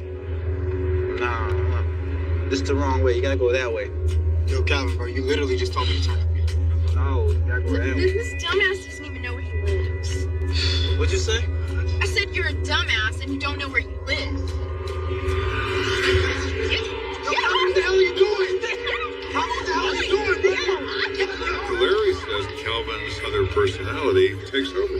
And he grabs her by the throat and starts choking her. Completely unprovoked. That's when I saw her pull out a knife out of her purse. She brought a knife with her. Yeah, she ran into some trouble once before. And ever since then, she carries a blade around with her. She even poked him in the leg with it.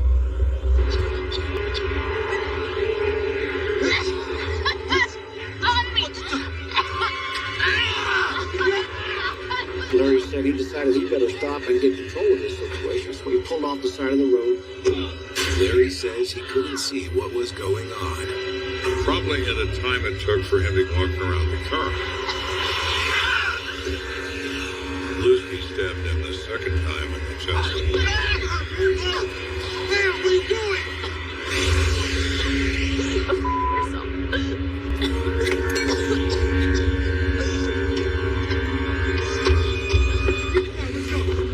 According to Larry, he saw Calvin stagger away, but assumed it was because Calvin was drunk. I had no idea how bad he was hurt until I saw it on the news that morning. And that's when I went over to Lucy's and asked her if she knew about it. He goes over to Lucy's place. place, and he wakes her up. He says, "Hey, Calvin's dead." And her reply was, "He can't be dead," because no one thought he was as hurt as he was. I told Lucy that I was going to get a lawyer, and she better get one too, because I was going to tell the police exactly what happened. Now, if we believe Larry, and we do, that's going to be the next arrival at the police station, and we are absolutely correct in that. My client will not be making a statement of any kind. She exercises her right to remain silent. You sure about that? Yes, sir. Okay then. You're under arrest for murder. So we arrest her for second-degree murder, and we inform the district attorney this is a perfect case to take to a grand jury. I think it could be justifiable homicide, but I don't get to decide that. The members of the grand jury agree. They determine that Lucy Haar acted in self-defense and vote to drop all charges. This is a case of people getting together late at night, one of whom has a problem with alcohol, another of whom has probably been assaulted in the past, and their paths cross.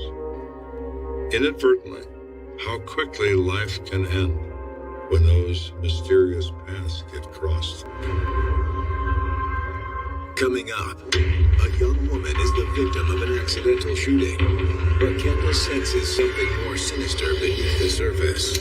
We are determined to learn how this happened to her. What did you just say?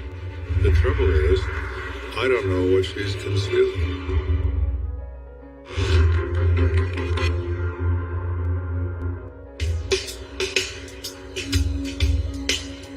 It's late in the evening, and tonight, Lieutenant Joe Kenda has traded his badge for an apron. Kathy had prepped the meal, so all I had to do was put it in the oven. Even I could do that. It's supposed to be that color. I'm a much better detective than I am a cook. My cooking can be described as death from within. I'm home. Great. You're just in time. Have a seat. So we're about to sit down. She's all smiles. Here we go. The phone rings. It's Kevin. She knows who it is, and the smile fades away quickly. Sorry, dear. Just come over one piece, okay? I always do. It's time to go to work. Minutes later, Kenda is on scene and gets a briefing from Detective Skip Arms. Hey, Lieutenant. Hey, Skip. You been inside yet? No, Leibowitz has. Hey, Leibowitz! So what we got? One victim on the way to the hospital. She was shot. It's pretty bad. 26-year-old Alexandra Drake is in critical condition. What happened? We got a 911 call. Someone had been shot.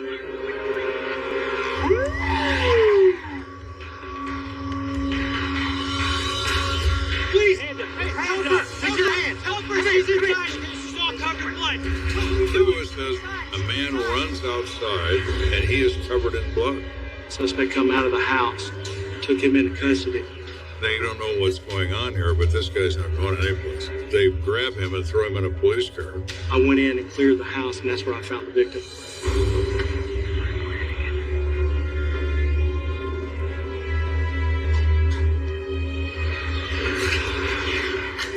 Leibowitz says that this woman has been shot in the chin. Hey, look, it's coming. Obviously from close range, and she's gasping and unable to speak. Is that the guy? Yes, that's him. That's her boyfriend, Perry Nyland. He called 911 saying somebody's been shot, but we haven't been able to get much out of it. All right, why don't you go inside now? I don't have a word with Mr. Allen. Yes, sir. So I go over and open the door to this police car and have a chat with Mr. Nyland. Look, I didn't mean it. All right? It was an accident. I love her. Just take a deep breath. Tell me what happened. I don't know.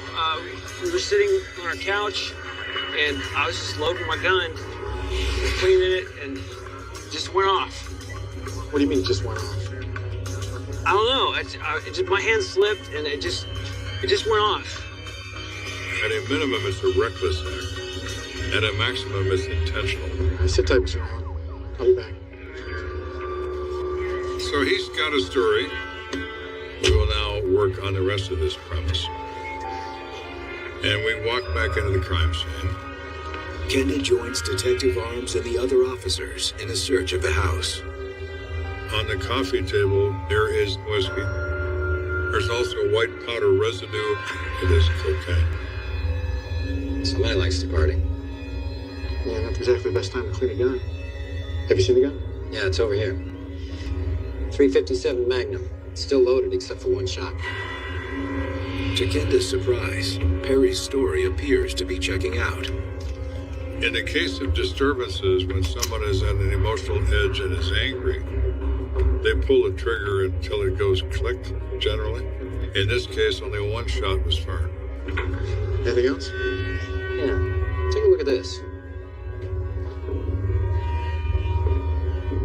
There were a number of holes in doors and in walls. If you were an average person, you would see the damage to the walls and think, I wonder why they did that. I, as an experienced detective, look at that.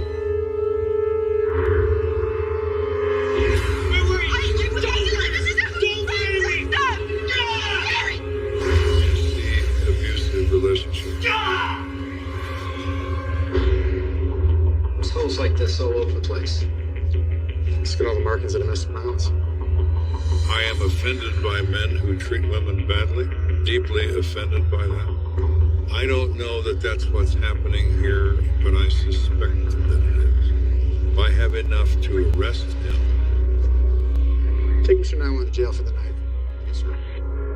Wait, hold on, stop. Wait, hey, look, you got it wrong. It was an accident. Okay. Mr. Allen, you've made your point. We will wait and see what the evidence shows. The evidence at the moment doesn't look very promising for Mr. Nyland, but we will see. With Perry Nyland on his way to jail, Kenda and Detective Arms head to the hospital to see Alexandra Drake. We're here to check on the condition of Alexandra Drake. Yeah, she came in earlier. She's in pretty bad shape. How bad? Well, she has a single gunshot wound that ultimately produced 4 wounds. Entry through the chin, exit through the lower chin, entrance into the upper chest, exit through her back. Doctors had to wire her mouth shut. Wow. Her mom's here if you want to speak to her, though. Okay, thanks. What room? Room 417. The mother, perhaps, can give us some background. So Arms and I introduce ourselves to a woman who identifies herself as Brittany Drake. Miss Drake, this is Lieutenant Kenda. I'm Detective Arms. I'm hoping that you could shed some light on your daughter's relationship with Perry Nyland. Alexandra and I haven't been this close in the last couple months as I would have liked.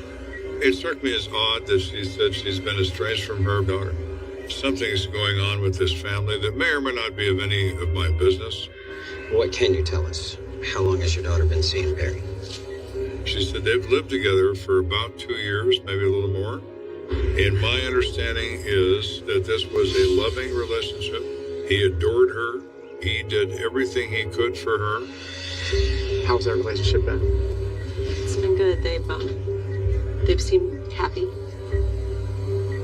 I was somewhat surprised by the information that Brittany gave us with the drugs and alcohol. I sort of expected Alexandra's mom to come down hard on Perry, and in fact, she did just the opposite. Well, we hope for the best. Thank you for your time.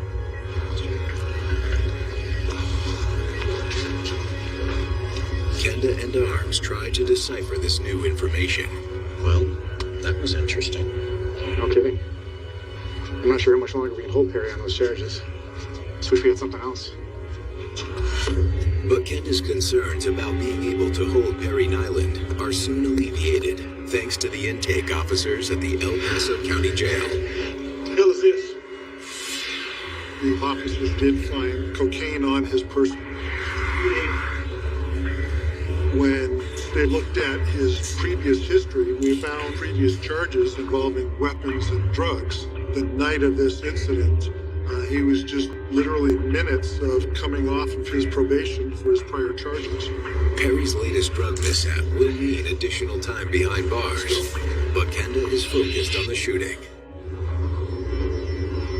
The next day, Kenda and Detective Arms returned to the hospital with the hope of speaking to Alexandra Drake. We recognized at some point we were going to have to try and get some confirmation as to what happened at the residence when the shooting occurred.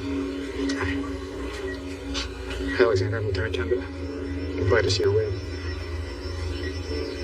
If you don't mind, I'd like to try something. So we decide if Alexandra cannot speak, then we're going to have her reply yes or no by nodding her head. I'm going to go nice and slow. Was Perry using cocaine the night of the shooting? Yes. Did he do so all day? No. Got these next set of questions, I need to be perfectly honest. Did Perry shoot you? Did he intentionally shoot you? That caused us to pause for a few minutes. We had to kind of reflect on what she was telling us. Wait a minute. All of the signs point to this being somebody who wanted to harm you, and you're telling us it was an accident? It's okay, you can tell us the truth. Was this an accident? I'm unclear whether Alexandra's telling me the truth. I'm not convinced I know what happened here, and I'm not about to give up until I do.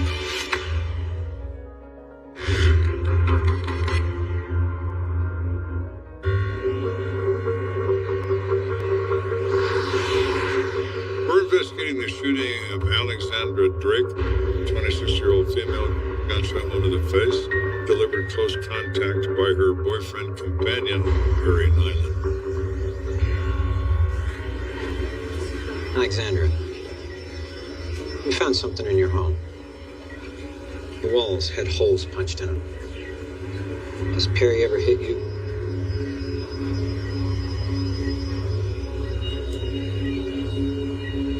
He's never hurt you? Oh, baby, it's okay. No, it's okay. It's okay.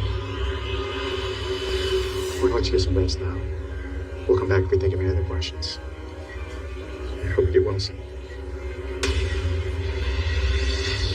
It's very common in women who are abused that they will defend the male companion. They will say it's their fault and they deserved it. With Alexandra still maintaining that the shooting was accidental, Kenda has no choice but to book Perry Nyland on the lesser charge of second-degree assault. We don't have enough information from her statements to prove it was an intentional act with a deadly weapon. So Perry was able to post a bond. While Perry remains free until his trial, Alexandra's condition takes a turn for the worse. 2 months into this event, It's Kenda. we get a call from Penrose Community Hospital that says that Alexandra Drake has slipped into a coma. This is not good. Hey, how's she doing? Is there any chance of surviving? The doctor says there's a chance, but she's in pretty grave shape. Her mom's been by her bedside every day. Her mom's here now? Yeah, actually, I'm glad that you're both here. Something happened that I feel like you should probably know about. Missed you a lot. She said they've been writing letters to each other, and something that the girl wrote really upset the mother. So that really piqued my interest. Did you happen to see what she wrote? I didn't see what was on it. And so it's pretty obvious what we're going to do. We're going to go talk to Brittany Drake and say, what's this business about letters? Brittany, can you tell us what's going on? We just want to help Alexandra. I know. I'm sorry. Honestly, I was going to get in touch with you guys. It's just that it's been so long since I had a good relationship with Alexandra. It's just so hard. She said, I felt somewhat guilty about not maintaining a relationship with my daughter before she was hurt. But over the last 2 months of her injury... Do you remember the name of that place we used to go to? That lady? And I've been here every day. We have managed to develop the relationship we had before. I just need more time, you know, Just to let her know how much I love her.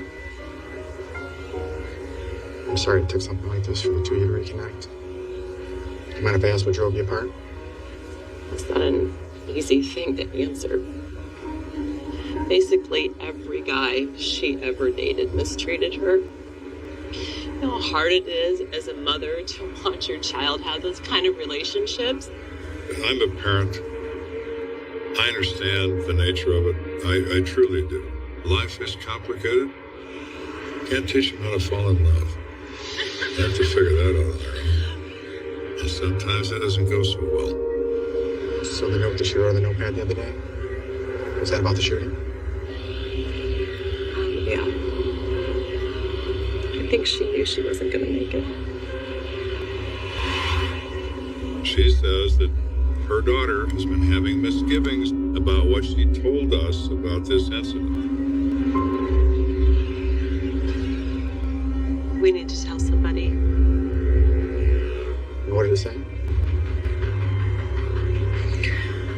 It said that he did it on purpose. I'll get the warrant. Thank you for being honest.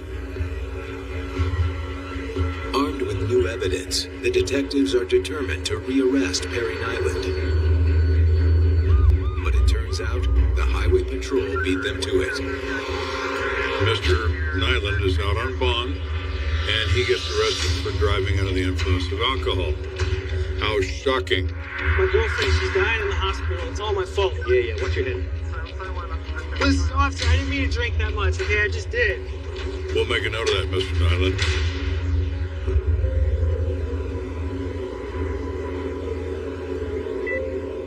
About 2 weeks after Alexandra Drake falls into a coma, she dies.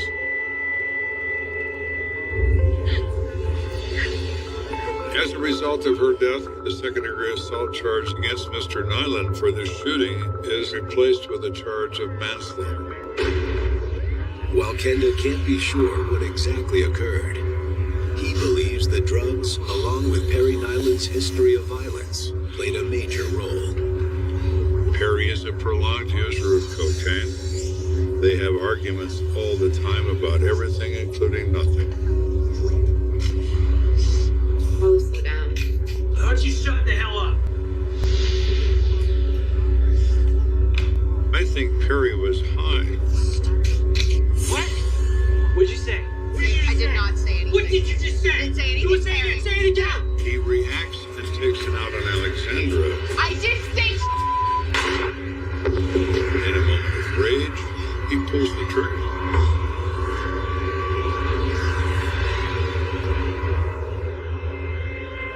On August 1st, 1986, Perry Nyland is convicted of criminally negligent homicide and sentenced to 5 years in prison. Some people say love with a kiss. Some people say love with a look. Mr. Nyland says it with a round from a .357 Magnum revolver. But it's not accident. Guns don't go off. They don't. Unless you make them go off. Thank you for watching Investigation Discovery on Demand.